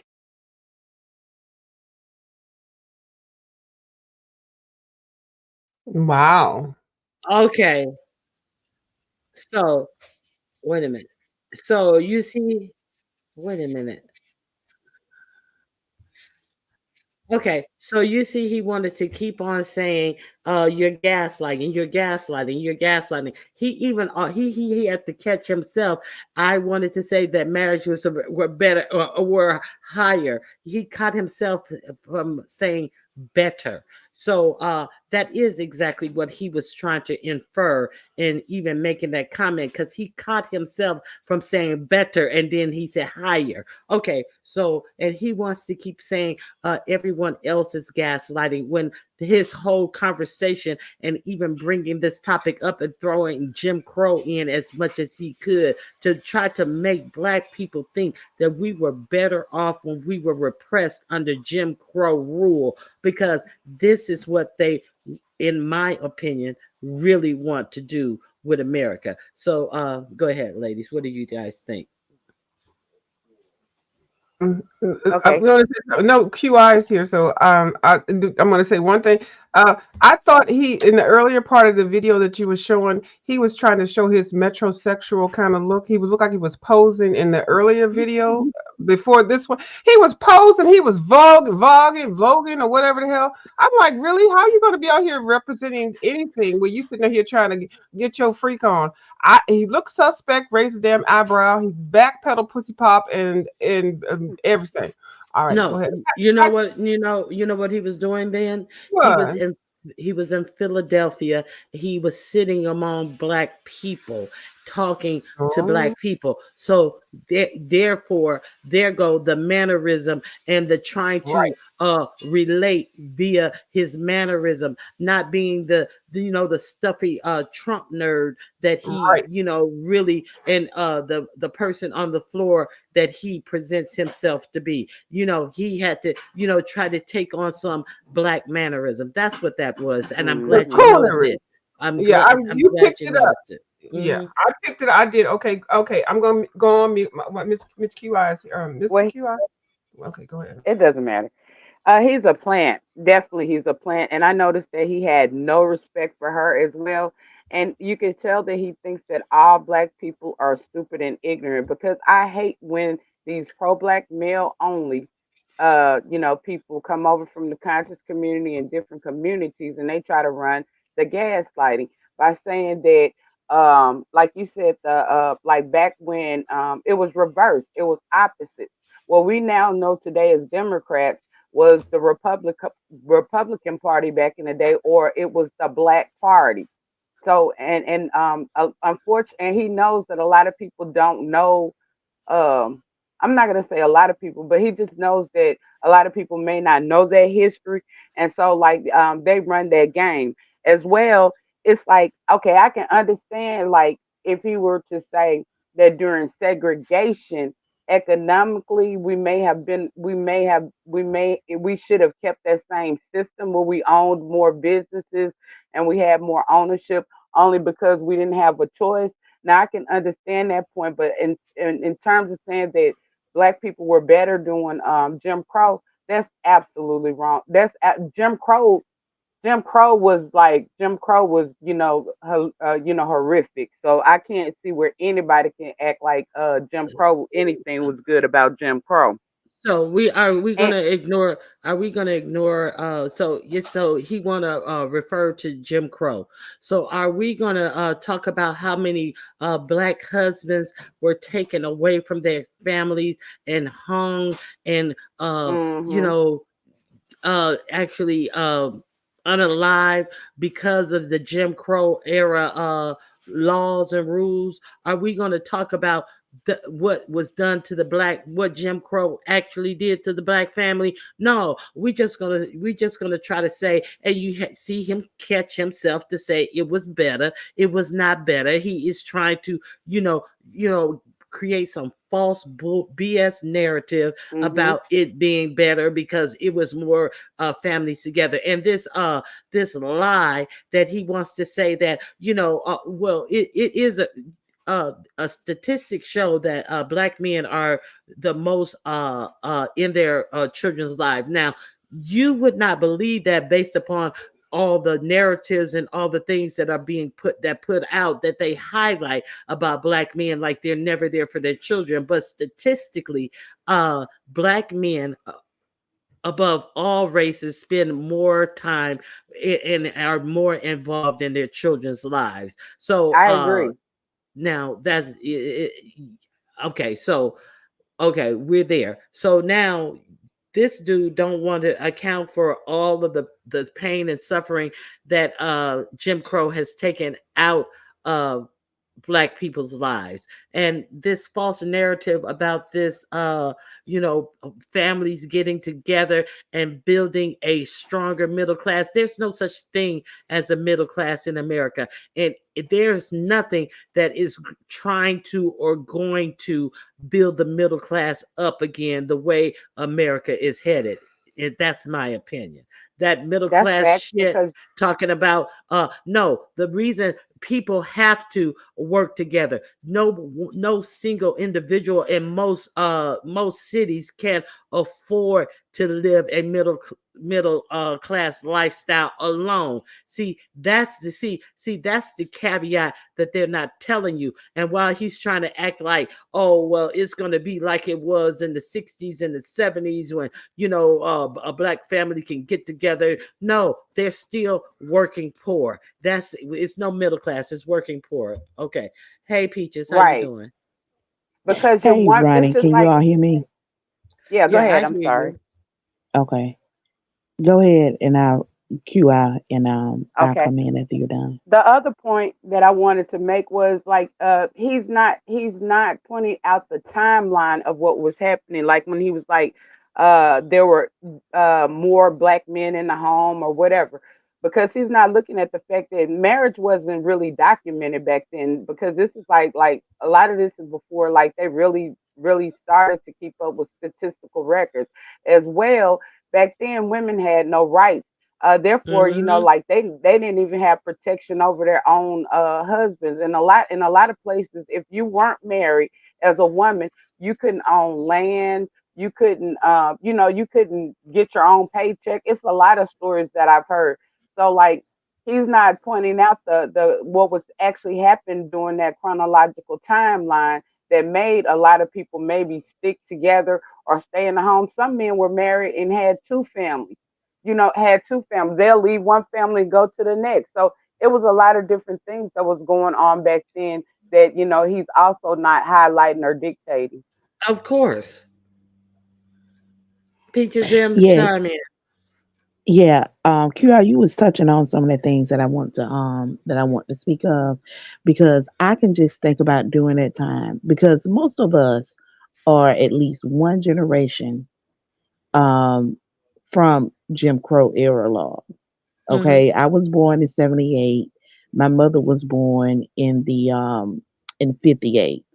So I can just imagine what my mother and my grandmother went through, and some of the stories of just listening to them of what they experienced. Now, I'm from South Mm-hmm. Georgia, and then my granddaddy, he, even though he was married to my grandmother, because he harper on the rate of black marriages back then.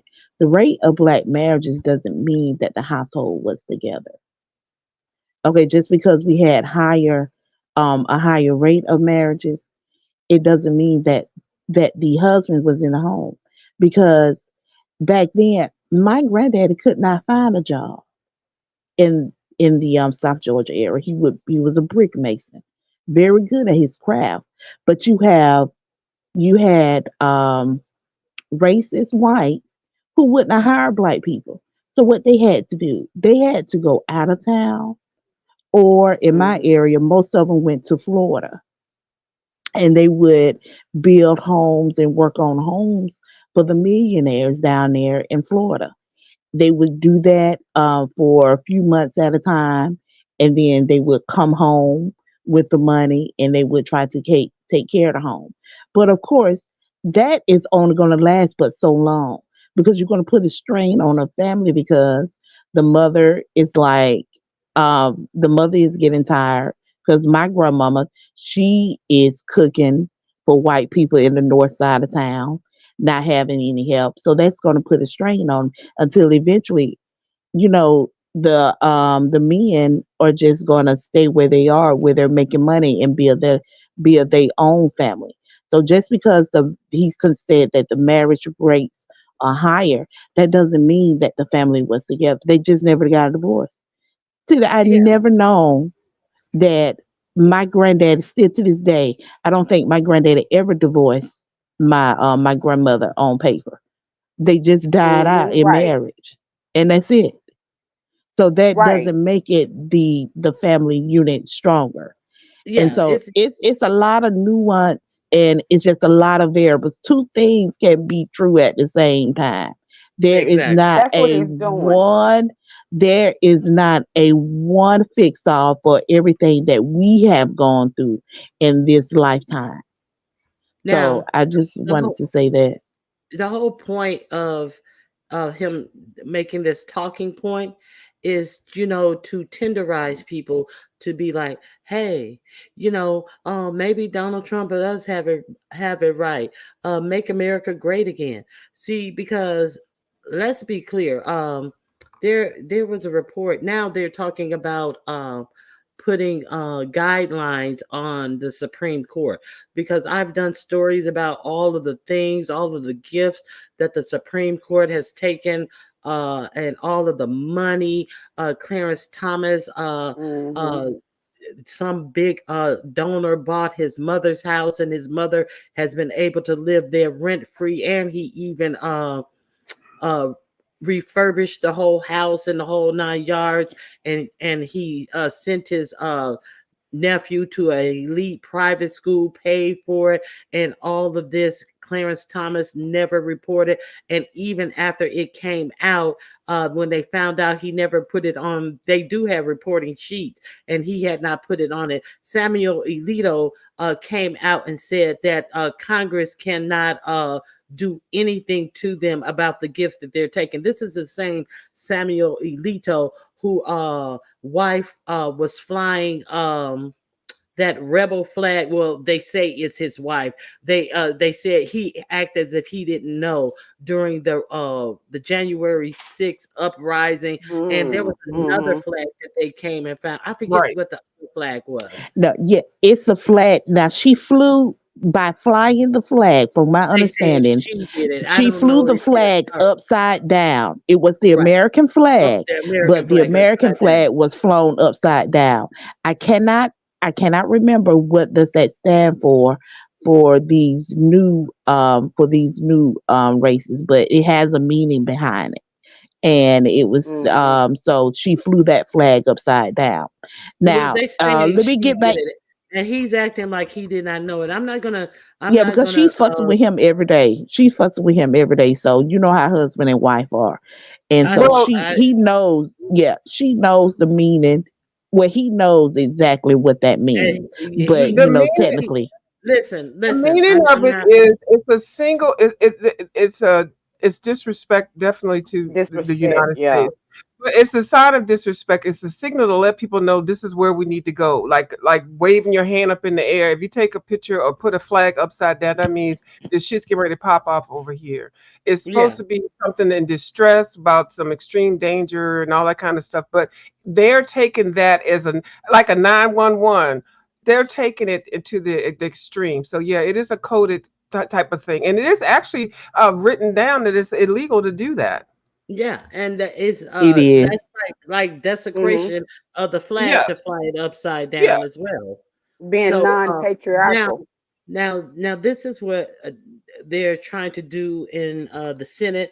They're trying to make it where they cannot take any gifts over $50. So they are saying that this Supreme Court, with all the things that they have turned back, like in affirmative action, Roe versus Wade, and a whole lot of workers' rights, this is becoming an authoritarian Supreme Court. And Hmm. what other thing would be a blessing to 45, who has expressed the his pleasure in being a dictator for one day, than an authoritarian Supreme Court to support anything that he does. So Because he worships what's his name? Putin, What's his name? Kim Jong Un, and And that dude from back in the past. What was his name? The real dictator from Russia, I think. who you talking about, What was Hitler? his name? Hitler. He worships. He's a Marxist. He worships Hitler. And I know he worshipped Kim Jong Un, and Vladimir Putin right He now. likes anybody that has authority and shows it. So Yeah, Well, he just likes has and I anybody did that some has research that. has on his sweeping power family. that. I did some Go ahead, research on Scott. his family, and he has Russian. He has Russian roots. Well, yeah, so yeah, I just wanted to bring this story out.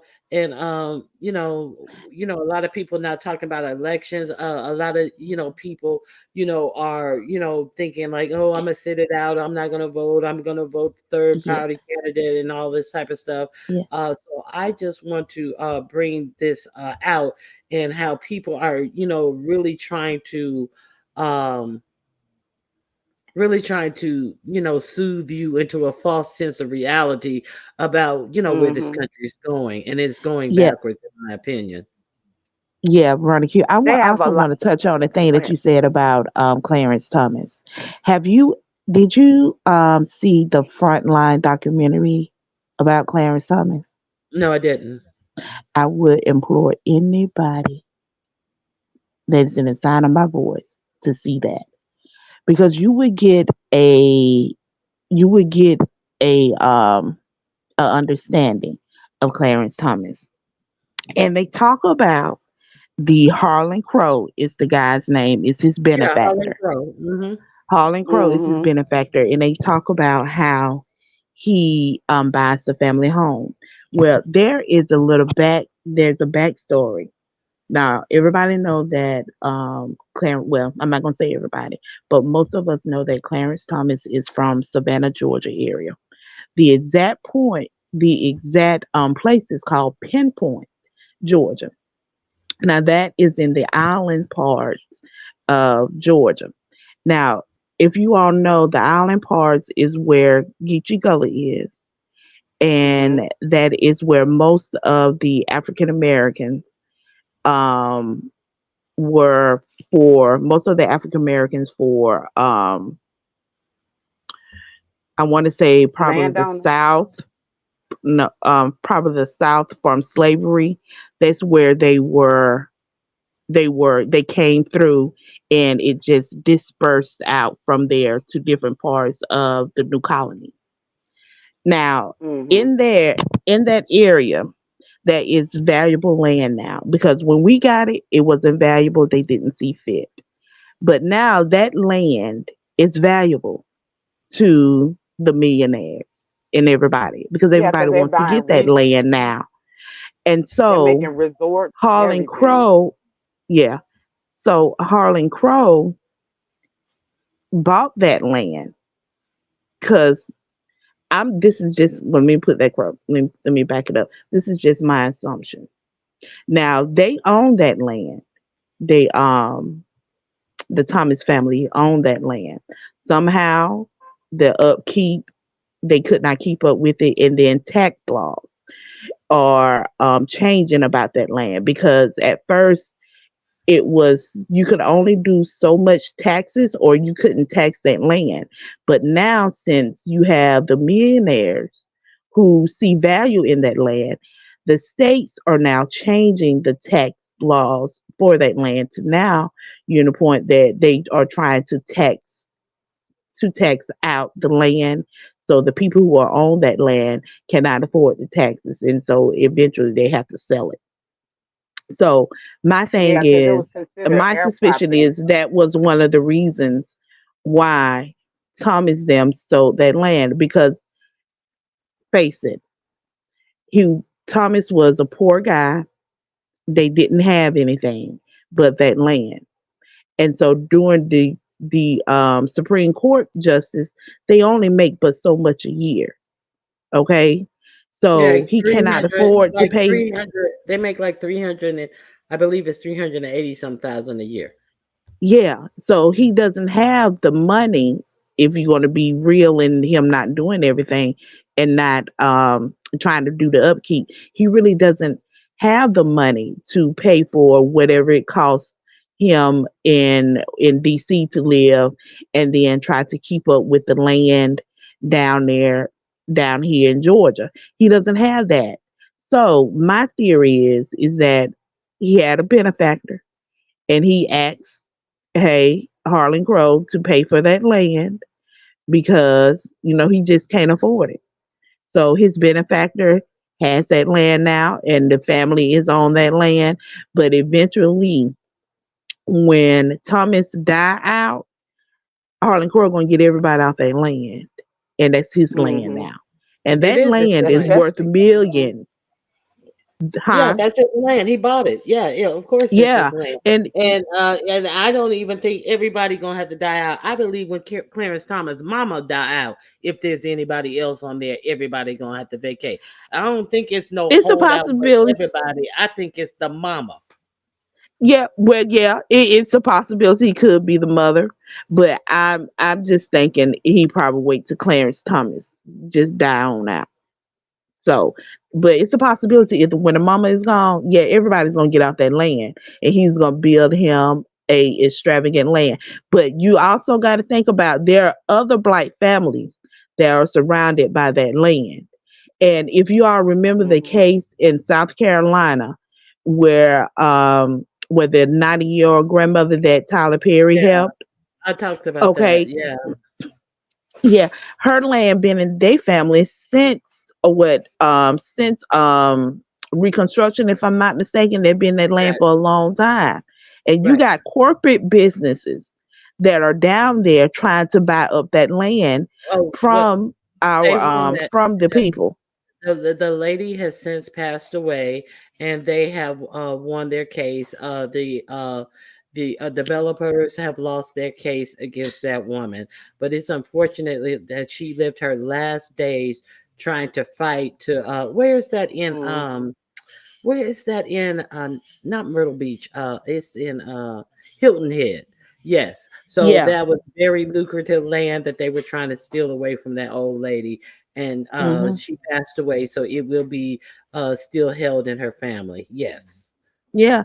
And Well, these lands are worth millions of dollars when they get it appraised, you all. And hmm, so not look, only all by the land is islands, valuable. but yes, and not only towards the island of Georgia, you also in my area in the central and South Georgia, you got these corporate businesses that are looking for land, and for one in particular, my aunt's husband, his family. they have land that that corporate businesses are coming up for them, and they are wanting to buy that land. And when I Well, tell you the appraisal on the amount of land that they have and what they appraise for versus what the corporate businesses wants to pay for it, I'm telling you all, if you got land in your family, y'all need to do your research let me tell and you. hold Mhm. on to Let it. me tell you. My grandfather uh has always. My grandfather was the one who bought most of the land, and he like either gave or sold off a lot of his land to his brothers, keeping a lot himself, and that's how you know our side of the family got our land. And that was one of the things that he instilled and said that is important Mhm. to make sure you hold on to this land, because if you don't have nothing else, you have a place to lay your head, that you That's don't right. can't nobody throw you out, and to hold on to your land. And now what they're doing in Mhm. the South and a whole lot of places in Louisiana, they have starved sugarcane growers out of business, holding their farm Mhm. aid and all this type of stuff, and then they're going through and they're buying up all of these farmlands. A whole lot of land is being bought. Is being bought up all over the South. So you are exactly correct on that. Yes, and you must pay your taxes or you will lose it. Mhm. Hold Yeah, it's important to know land laws because I mean that's what we're doing here. We've got now. Okay, one of the best resources that I've found, and my family has connected with, is the Black Farmers Alliance, right? And they have them everywhere, right? And these are like a bunch of black landowners and stuff that realize, just like like when they had, like now you could do the cannabis or whatever, you can grow the cannabis. But in a lot of places, they try to make it so expensive and so hard for black people to grow the cannabis and things like that. And this is like a network, and they're also affiliated with the Center of Justice. So they have legal people on, like they really touch, they do everything. They help you with everything. They even help you if you like are trying to negotiate, like how air property. You might have somebody who may not want their land or whatever. They negotiate the sales between the family members or whatever. um, and land laws, like there are so many different ways that you could get your land classified and get your taxes reduced. Taxes reduced and different things like that. That's why it is important to know land, because like what people don't realize is land is resources. Like on my land, we have pecan trees, we have sugar, what do they call that, man, the tree sugar that cane. produces the Novocaine. You Well, mean not the sugar sugar cane? cane. Oh, okay. It's the one that produces the Novocaine. It is sweet gum. We have sweet gum trees. We have pine trees. We have oak trees.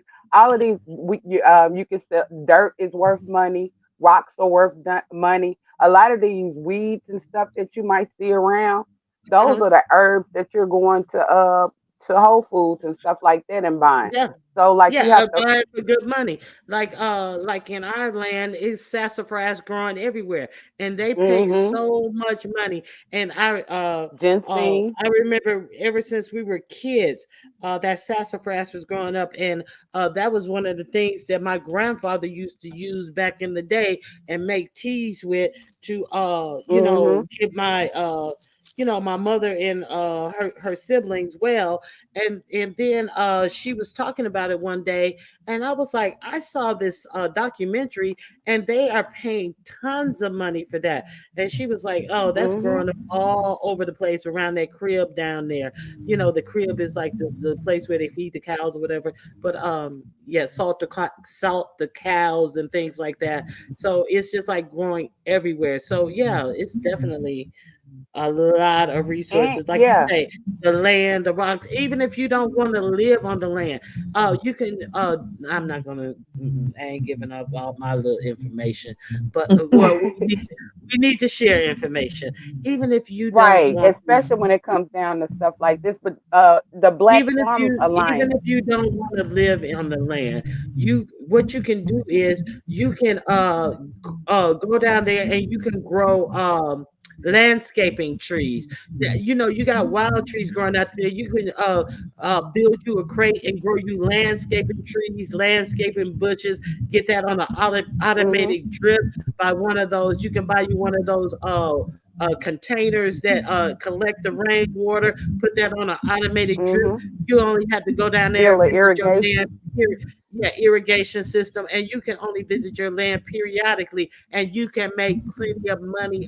You know how much they fucking. I mean, they sell these trees depending on size. They pay thousands of Yeah, dollars for a freaking thousands tree. of dollars. We've done it Yeah. before. And Mhm. trees grow back. Like trees grow back. So you like it might take you about what 5 good years or something to grow a good stock of trees. You get it cut and then they're gonna grow right back up, and you come back and get it cut. So every so many years, you can be getting thousands of dollars off of your trees alone. And the other thing about the Black Farmers Alliance as well is that they help with you getting grocery contracts, like or contracts, period.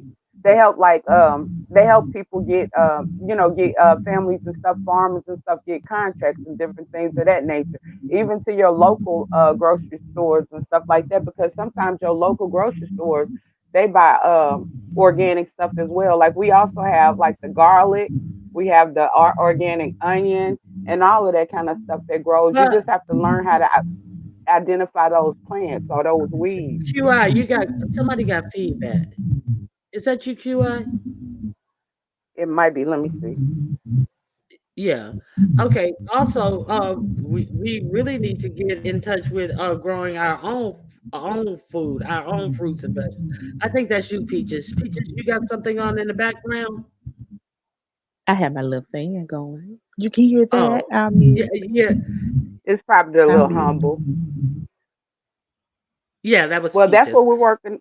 That's what we're working on now too. With my family, we're getting back into farming because just like this guy, everything that you picked today, Ronnie, it coincides with each other because you were talking about, code and him talking about Black American history and what that's gonna do, and the type of person he is, and pretty much why they are here. Most of those people are Republicans, right?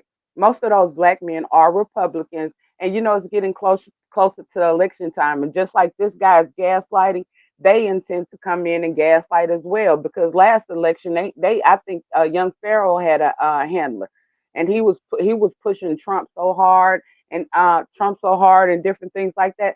So like we have to watch out for that kind of stuff. We have to watch out for people who's gonna play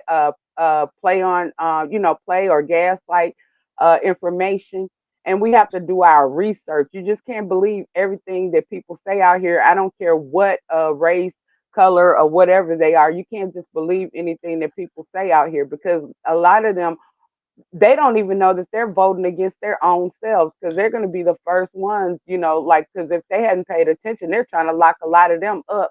And it's not like due to stuff that they're not doing, it's due to stuff that they're doing.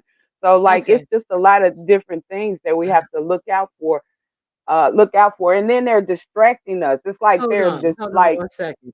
Hold on one second. So, Chip of the Air, what would land do for you if a civil war breaks out? I'll wait. Okay, so Chip of the Air, I've been reading about things that you're saying that you're doing for yourself, that you have a dual citizenship, but everybody in the whole United States cannot get a dual citizenship. So, while nobody's poo-pooing on anything that you choose to do for yourself, do you think that all of Europe is going to take an influx of every person that has a dual citizenship? And Chip of the Air, do you know that there is a whole visa uh, uh, uh, private firm that is allowed to expedite visas for the very rich within 10 minutes. So, where do you think your visa is going to fall in line if there is an actual mm-hmm, emergency and people who get these expedited visas are allowed to use theirs before you. Do you think that there is still going to be an opening for your little regular ass visa above all of these people who can pay $200,000 to $300,000 to get an expedited visa? So, you know, um, you know, your home is your fortress. So, that's all I have for you. If people are out here not preparing themselves for the Right. why do you think that all these other races of people are preparing themselves to hunker down? If you watch that movie, what was that movie with Kevin's um that Barack Obama and them produced about the people having to hunker down in their homes, and that dude didn't even want to sell. Uh, uh, he didn't even want to sell that boy medicine when his teeth got knocked out. I forgot what is. It was on recently, and it got a lot of I haven't hoopla. seen that one, but it Oh, seems I'm going to interesting. Google it now. Hold on, let me Google what it. is it? It was produced by Barack Obama. You got to see that movie, and it was like all the Teslas, they were running by themselves, and they clogged up the artery. I believe they were either in the Hamptons or somewhere. They went for vacation. They rented an Airbnb from this black guy. This black guy couldn't get service. All the services from the internet went down. What it was an attack on the U.S. And the attack was they didn't have to drop anything. They had just had to cut off the internet service, and you know the US turned on itself, and people start hunkering down in their bunkers. Tesla cars were clogging up the arteries because they were on autopilot. You know how the self-driving cars, they were clogging up arteries and stuff. What was the name of that movie? You guys, I have Properties Worldwide and uh investment. Welcome to the conglomerate. Well, I'm glad that you have that. Only thing I can I think of is New World Order. No, no, no, no, no. Hold on, I'm Um, looking, yeah. but Okay. I'm Googling it. I remember when it came out. It's I on just Netflix. Yeah, it's on Netflix. But yeah, yeah, and I also did the story about all the billionaires who are building these bunkers, these billion-dollar Mhm. mansion bunkers underground, and they say yeah, the most the optimal place that they feel that is a good place to have them in case of any type of world disaster is to have them in It's underground. either Germany or New Zealand. They said that so many of these mansions already have these bunkers underneath them where you just think it's a lawn. It is actual a whole bunker underneath them. That is a growing industry. These people who are building these underground bunkers that are alleged to have a water filtration system and air filtration system which can last them up to 30 years. There are some cliff Mhm. sides, some mountain sides that look like a regular mountain that have whole mansions in it. In New Mexico, they are using old missile silos that go underground, and they are building underground condominiums that start at $5 million. And these are some underground bunkers that they have, which where you can buy a condo, and then it has like the community room, where people from the condo can congregate. They have their own swimming pool and all these types of things. So this is a big business. This doomsday thing is no longer the Leave the World crazy dude Behind. in Leave the World Behind. Yes, that movie. Yeah, and QI. then You gotta watch. they're also going buying all this land and stuff over there in Hawaii because they're saying that if there's something nuclear does happen, Hawaii would be one place that there will not be a lot of fallout. Yeah, leave the world Now, behind. Mike Zuckerberg is alleged to have bought a big swath of land in Hawaii. It is rumored that he has built an underground bunker in that land, and that it has troves of food storage in his bunker. This Mhm. is Thank you, Chipper, too. Yes, Ronnie Q is talking. Tell her the movie is called Leave the World Behind. Thank you, Chipper. She did. Mm-mm, And I didn't see mm, your comment until afterwards. Yeah. Who were poorer than my family, and we were the only black family 90% of the time, being born into financial stability versus having to learn through trial and error. Yeah, yeah, because a lot of things a lot of things you okay, a lot of people haven't had rural experience. A lot of people haven't had to mhm, learn these types of things. See, I remember visiting my grandparents when early on. I remember when my grandparents had both of my grandparents had outhouses. I remember when both mhm. of my grandparents did not have electricity. I remember or running water. I remember the things that we had to do to get by, and it was like every day, and it was just like nothing. And like you're so far removed from it, and if you have never Mhm. been introduced to anything like that, I can imagine it can be shocking and jarring to the system. No TV, That's no what's gonna happen. electricity. Yeah, uh-huh. That's And that's no, what's gonna happen. not knowing what to do with yourself. And we have a generation of such needy, weak individuals out here that can't function, that spaz out, that can't take any type of uh pressure, Criticism.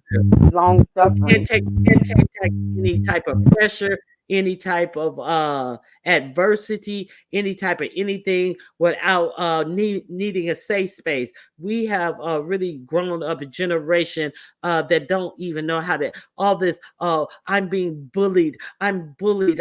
Shit. I was bullied every day. No, I was. I may have been a little bullyish. I had to grow into it. You know what I'm saying? I You think had you were to. bullyish. No, I But did just she bullied say people. she had to grow into it? Okay, let me go on Yeah, mute.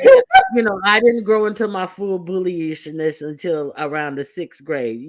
That was late in life. You know what I'm saying? You got to stand up for yourself. You got to take a stand. I only bullied Mhm. one person.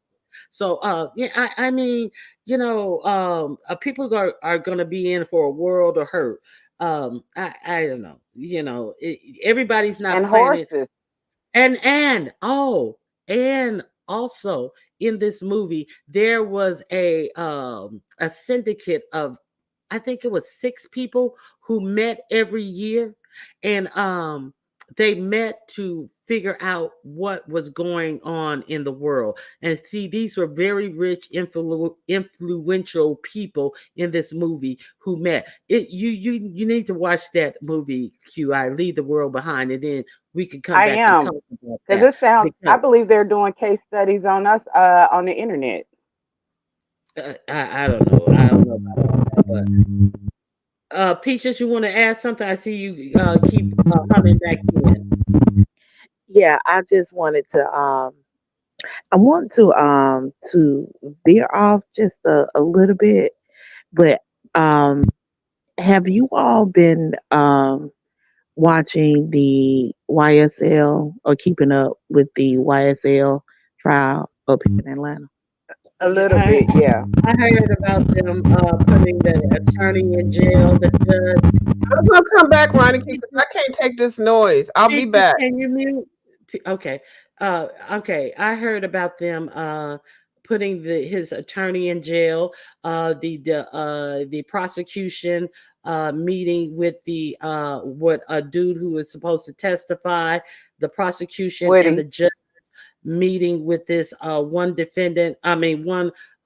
witness who was supposed to testify, and it was said that the judge told him that he would sit him in jail for 2 years if he didn't testify. They were basically pressuring the witness to testify, and then the defense attorney was not invited to this meeting, which he should have been invited to this meeting. And then when the defense attorney came and spoke about some of the things that were said in the meeting in court, the judge then demanded to know how he knew this information, and the defense attorney refused to tell him how he knew the context of what was in that meeting, and then he was thrown in jail for contempt of court.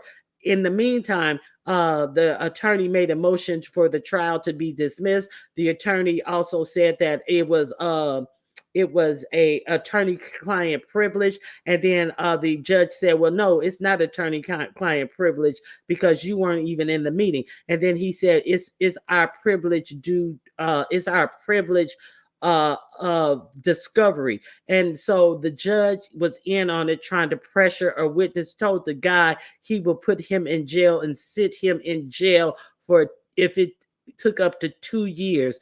And so it's a whole lot of BS going on. I have not followed that trial at all. I don't know anything about that trial. I just got that caveat of information, the arguments, the demand of the judge telling him, tell me how you know this. How do you know this? How do you know this? But he never denied one time that he did it. So this is our justice system. I don't know anything about what, I don't even know what these guys are. I know that it's a racketeering case. That's all I know about it. Hmm. I don't know nothing about anything about this YSL. But to think that this is how our justice system is operating. They said that this case, it was, I know it was a hung jury the first time, and I know they're retrying this, but to think that this is what's going on. Is that what you're talking about, Peaches? Yes, but I'm okay. I got your concerns. Okay, now let's expand on that. Now, Yes. are you familiar with Ashley Merchant? Yes. It was her husband who got is it, wasn't it? I think it was her husband who got locked up. Ashley Merchant is the one who argued that case against Bonnie Willis. Was it Okay, her husband who got locked up? no, that wasn't her husband. Um, Okay. Brian Steele is Young Thug's lawyer. Okay, Lawyer. now Yeah. Brian Steele's wife, which is I think is Carol Steele, she is handling the appeal. Okay, Okay. so Ashley Merchant is not Brian Steele's wife. But Okay, she came in now. She's in on the trial now, right? Actually, yes, Ashley Merchant. yes. Now, this I want to think broader. Okay, so let's push back the YSL trial for now. Now, you are correct that Hmm. Ashley Merchant is she is the president over the Georgia, is it Georgia Legal Defense something? I cannot remember exactly. But she is a lawyer who is who has testified against Fannie Willis in the state, in the in our state senate about the process of Saw what's that. going with Trump. Yes, I saw that. Oh And my testified goodness. in the state senate because the you're getting our feedback. Wait a minute. Wait a minute. Wait a minute. Wait a minute. Wait a minute. Wait a minute. Wait a minute. You're getting feedback, and it's getting worse and worse. Is I it the don't hear it fan? Try to now. turn off the fan or Turn it. turn it away Yeah. from you. Try it again, Peaches, because it was like getting worse and worse, or worser and I worser, don't as hear it right Pasquale would now. say. She's on mute. But I also wanted to just chime in that I think that Woody was originally locked up for a long, like he had gotten some time and he was supposed to be in jail for a long time and they gave him a plea deal. I can't, I think it's 18 years or something of I don't probation. even know. Hold on. I don't even know who Woody is. Peaches, can you drop down and Woody come back up? Peaches, can you Woody drop down and is come back up? Hold on, QI. Peaches, okay. can you drop down and come back up? Okay. Who is, I don't even know these Woody people. is I the don't know these okay, so people. young okay, Young Thug was the was one of the founders of YSL, and Woody was the other founder of YSL. So they're both founders. So that tells you the significance of Woody testifying. Excuse me, my Okay. allergies. Okay. Okay. Peaches is But back. Peaches, let and me he had hear. Hold on, okay, QI. Let me hear if Peaches' sound is okay. Okay, is Peaches, that better? 100%. I should yo, have that's told a you a lot long better. time ago. Okay. Okay. So go ahead. Okay, now QI, okay, what I am trying to get y'all to think of, I'm not talking about Woody and what's going on. Okay, I'm not talking about the trial itself I'm gonna per follow se. because you're giving I me some just good I information. want y'all to get a bigger picture of what I'm saying, because this is what I think is getting ready to happen. It's going to be bigger than the trial. Okay. So Ashley Merchant. Ashley Merchant is the woman who has testified at our state capitol, to I the saw that. our state to our state. Is it back again? No, I saw that. I saw the Okay. testimony, and the fact that she was testifying before there had even been a decision made in the trial that she had just argued for was out of order, but she did nonetheless. But go ahead. Yes, that's because the state has opened up a investigation on her, on Fannie Willis. Now, Mhm. so I was thinking when I saw Ashley Merchant walk in as Brian Steele's attorney, the first thing came to my mind: this is a takedown of Fannie Willis. This is what I'm Mhm. thinking is going to happen. They try to establish or set up a pattern or some kind of way where they can get Fannie Willis out the way altogether. They trying to do her, I feel, as the way, what was the woman name? Marilyn Mosby. Yeah. They want Fannie Willis out the way. So the governor, because now in the state of Georgia, that's why you need to pay attention to your state elections.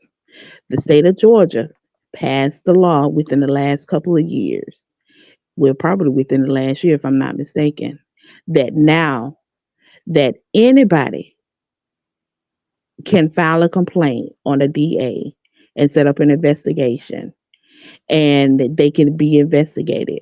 And if that investigation falls through or come about the way they want, that the governor can appoint someone over that particular DA. So I am thinking that they are in their process, because these Republicans, they think the long way, because They play they the were long able, game. they played a long game, and we Mhm. just sit up here reacting. And so Mhm. they were able to get the trial postponed due to the appeal. Once they got the trial postponed due to the dealing with the appeal, I'm talking about Trump trial now. Due to Mhm. the appeal process, now they trying to move Fannie Willis out the way. And so I'm thinking they trying to set up a pattern or some kind of what is, how you pronounce it, prosecutorial misconduct, to Misconduct. where, Yeah. Hmm. yeah, so where she will get off the case. They remove her off the case and out of the DA for Fulton County, because she did win a primary. And have the new DA And not so even the governor, yeah, the forward. governor is Yeah. going to be able to appoint someone who is not going to try Trump at all. Right. Yeah. It really doesn't matter because the trial has been postponed indefinitely after the trial, so it really doesn't even matter because they're not going to try him within. If he wins, they're not going to try him while he's in office. So it's a mute point because the delay was enough to get it. So to go any further doesn't even matter because they don't care about him if he loses. So they really won what they set out to win. It's my opinion, Mhm. you know. Let me ask y'all Mm. something. Where is Stacey Abrams? I have no idea. I haven't you know, heard from her in a minute. She hasn't been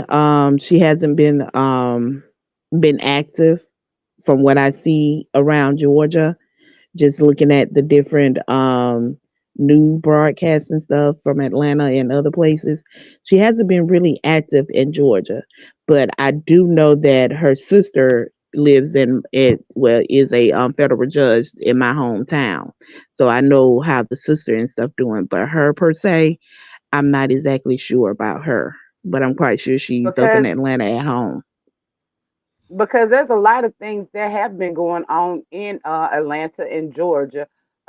Just like even with Keisha Lance Bottoms, the mayor, didn't they sort of like force her out or something?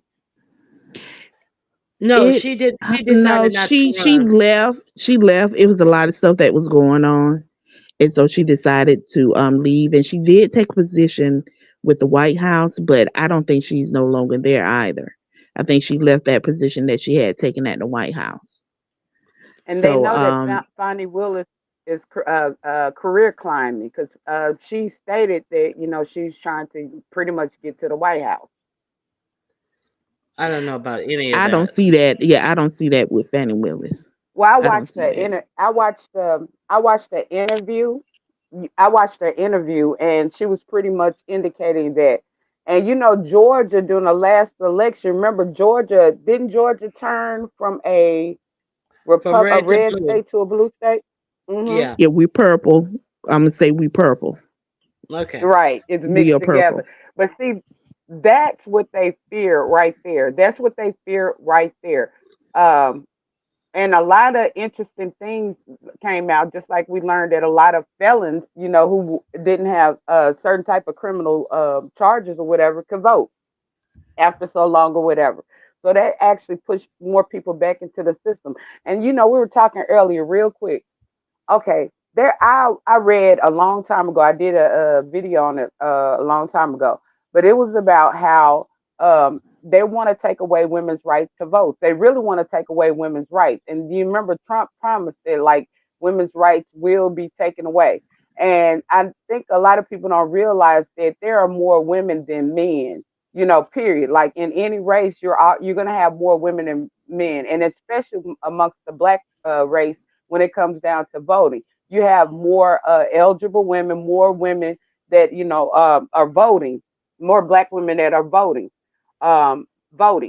Black women are a very important part of our voting procedure. So if you remove the rights of women, black women to vote, you pretty much like taking we pretty much going back to slavery. We pretty much have no voice, no rights, or nothing. Right. So we're gonna have to I keep on saying that I'm gonna have this political conversation. I definitely would like you ladies to hit the panel and talk about things that you, because I don't think that I've heard enough conversation, and it doesn't seem like there's a lot of mobilization behind this election, and it just seems like Biden is once again running a quiet shadow campaign, as if there's not a lot of things that are important, and he has really shot himself in the foot, in my opinion, with this Israeli thing, letting this thing drag Hmm. out as long as it has, and now after all of the destruction that has been done over there, now finally allowing the U.S. to not cast the deciding dissenting vote to pass a agreement that they must cease fire. So now the U.S. kept on what is it, overriding the vote, and so the US had more power, and they kept overriding the vote where all these nations wanted to cease fire, but the US kept on and kept on and kept on until that there's really basically nothing left. Hold on, I have one more person. Hey Diva. Hey, Ronnie, and to the panel. I just want to say this really quickly because I was like, I wonder if she's going to bring up politics. Well, I didn't know about the verdict for Biden's son until this morning at the gym. But the Hmm. first thing I thought of, I hate that they found him guilty, but I'm glad that they did. Can you imagine if Mhm. they, even if he wasn't guilty, can you imagine this is election year and they found Trump Mhm. guilty, but not Biden's son?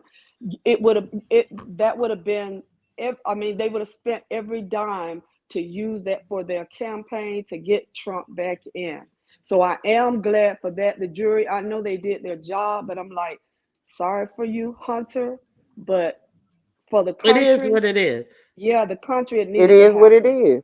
Right. Yeah, it is what it And is. can you Shit. imagine And if it they had seems found him not guilty? right. Yeah, They they were were gonna even talking Republicans about were it. gonna use it. That would Yeah, have been a because big campaign. Yeah.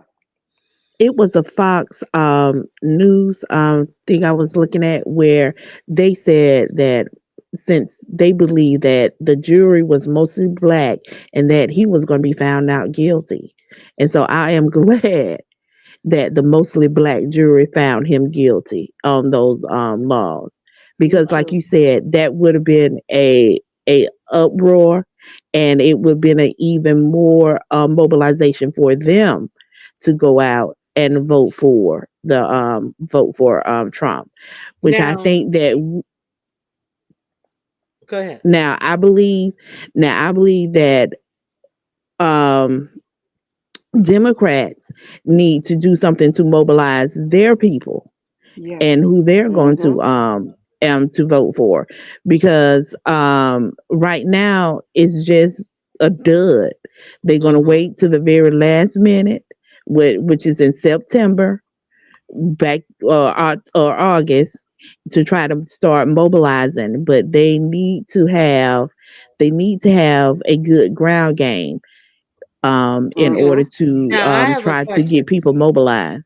I have a question for you, Peaches. See, I never heard about Fonnie Willis until this Trump was thrust into the spotlight. So Fonnie Willis is a stupid ass corrupt bully, and she stole millions in taxpayer dollars. Y'all realize she stole from poor Black Americans of saved ancestry. I don't know anything about Fonnie Willis. What do you know about that? Well, I have not heard that she has stolen millions of taxpayer dollars. But what I do know is that Georgia is a Republican state and that Fannie Willis is surrounded by nothing but Republicans. If she had done anything remotely of taking money that did not belong to her, especially right That now during this investigation, it would have it would been already been. known. It would be on the Mhm. table. They would I have agree. known they Mhm. would have known that before she Hmm. Yeah, but even started they investigating and her. even if they did waited, they'd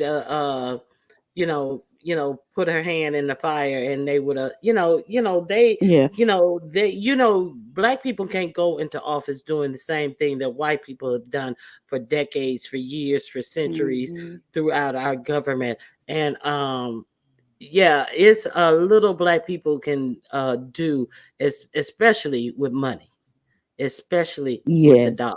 They can do whatever Yes. they And want she's to a do. sharp They cookie. can do whatever they want to do to the people, but Yeah. not as far as getting Not money. us. We can't do that. Yeah. Right. Mm-mm. She's a So Right. sharp cookie so though. believe you She's a yeah. sharp cookie.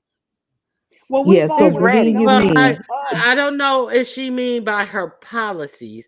I don't know if we're misunderstanding. Is she saying her policy is what stole millions from black people? I don't know if she means she personally pocket money. So I don't know in what context, Black Mhm. Swan, you mean that? Do you mean that the people who she pursued, the cases that she did not take or did take over the other ones? That's what I'm saying. So okay, I just wanted to let you. Okay, A ladies, lot I of gotta that wrap came it out in up. the trial though. I Thank Didn't you, a gotta lot wrap Lady of it her up. Ronnie. finances? Okay, I thank no, you. that was her personal finances that came up in the trial. It Yeah, wasn't those Okay. nothing yeah, about. those were her personal finances. Now, with all this that's going on now, you never know, because believe you me, They are combing through everything with Fannie Willis and everybody else. They're doing that right now. So if it is anything that she has done, we'll find out. We will find Now, out because they're going through everything, through her backgrounds and everything. They even had her daddy to testify. yeah.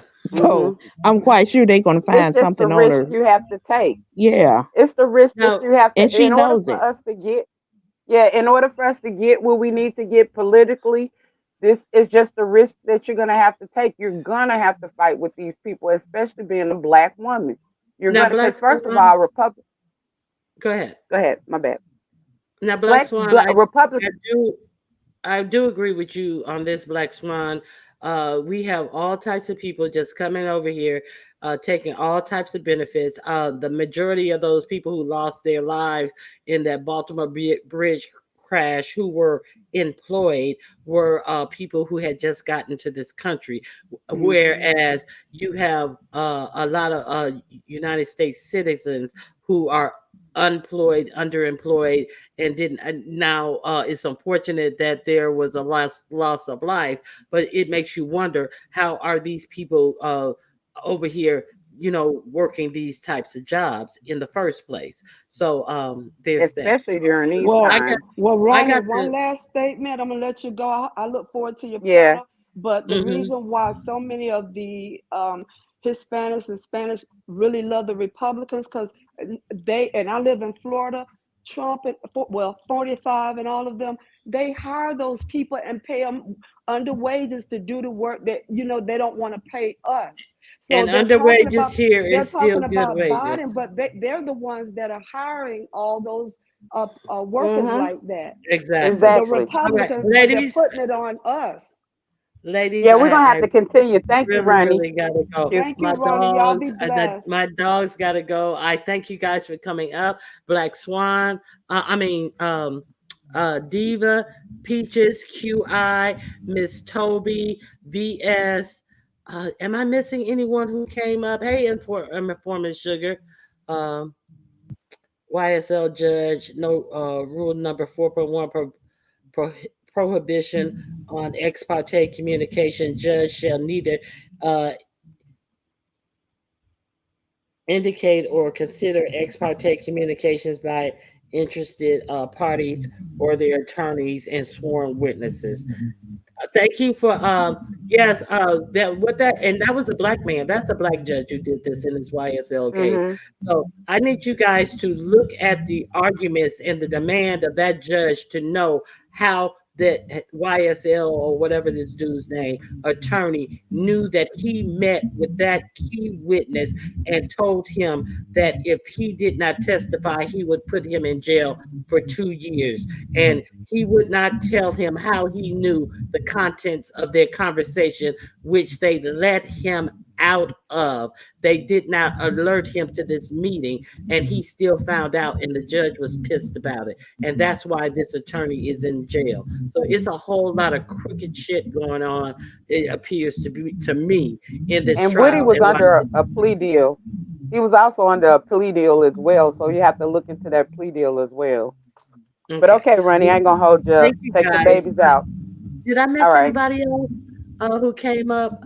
Uh if I whoever else came up, thank you guys for coming out. I really appreciate your commentary. It's been very insightful, and I hope you guys have a blessed day. Thank you to All you right. as Thank well, you. and to Y'all have a good everybody day. on the chat. All All right. right. Thank you, Bye Ronnie. bye. Bye bye. All right, guys. Thank you for corrupting, being immoral. Uh, don't have to be part of the game.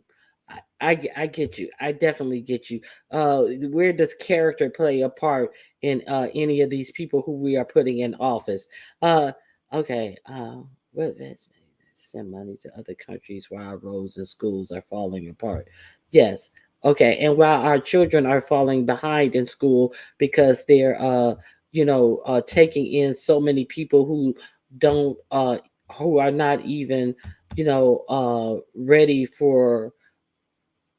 You get a third grader who is new to this country, who's being integrated into your child's third grade school, and everything has to slow down. So it's, bad enough our education system is a horrible, on its own, but it's a whole lot of things being put upon us and put upon you, that's not making America great again.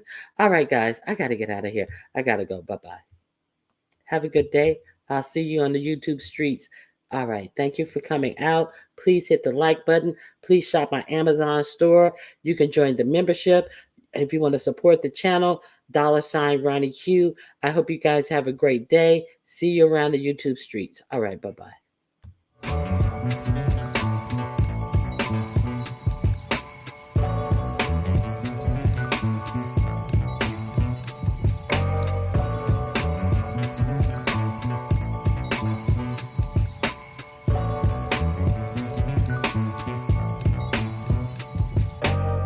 Just trying to give you something.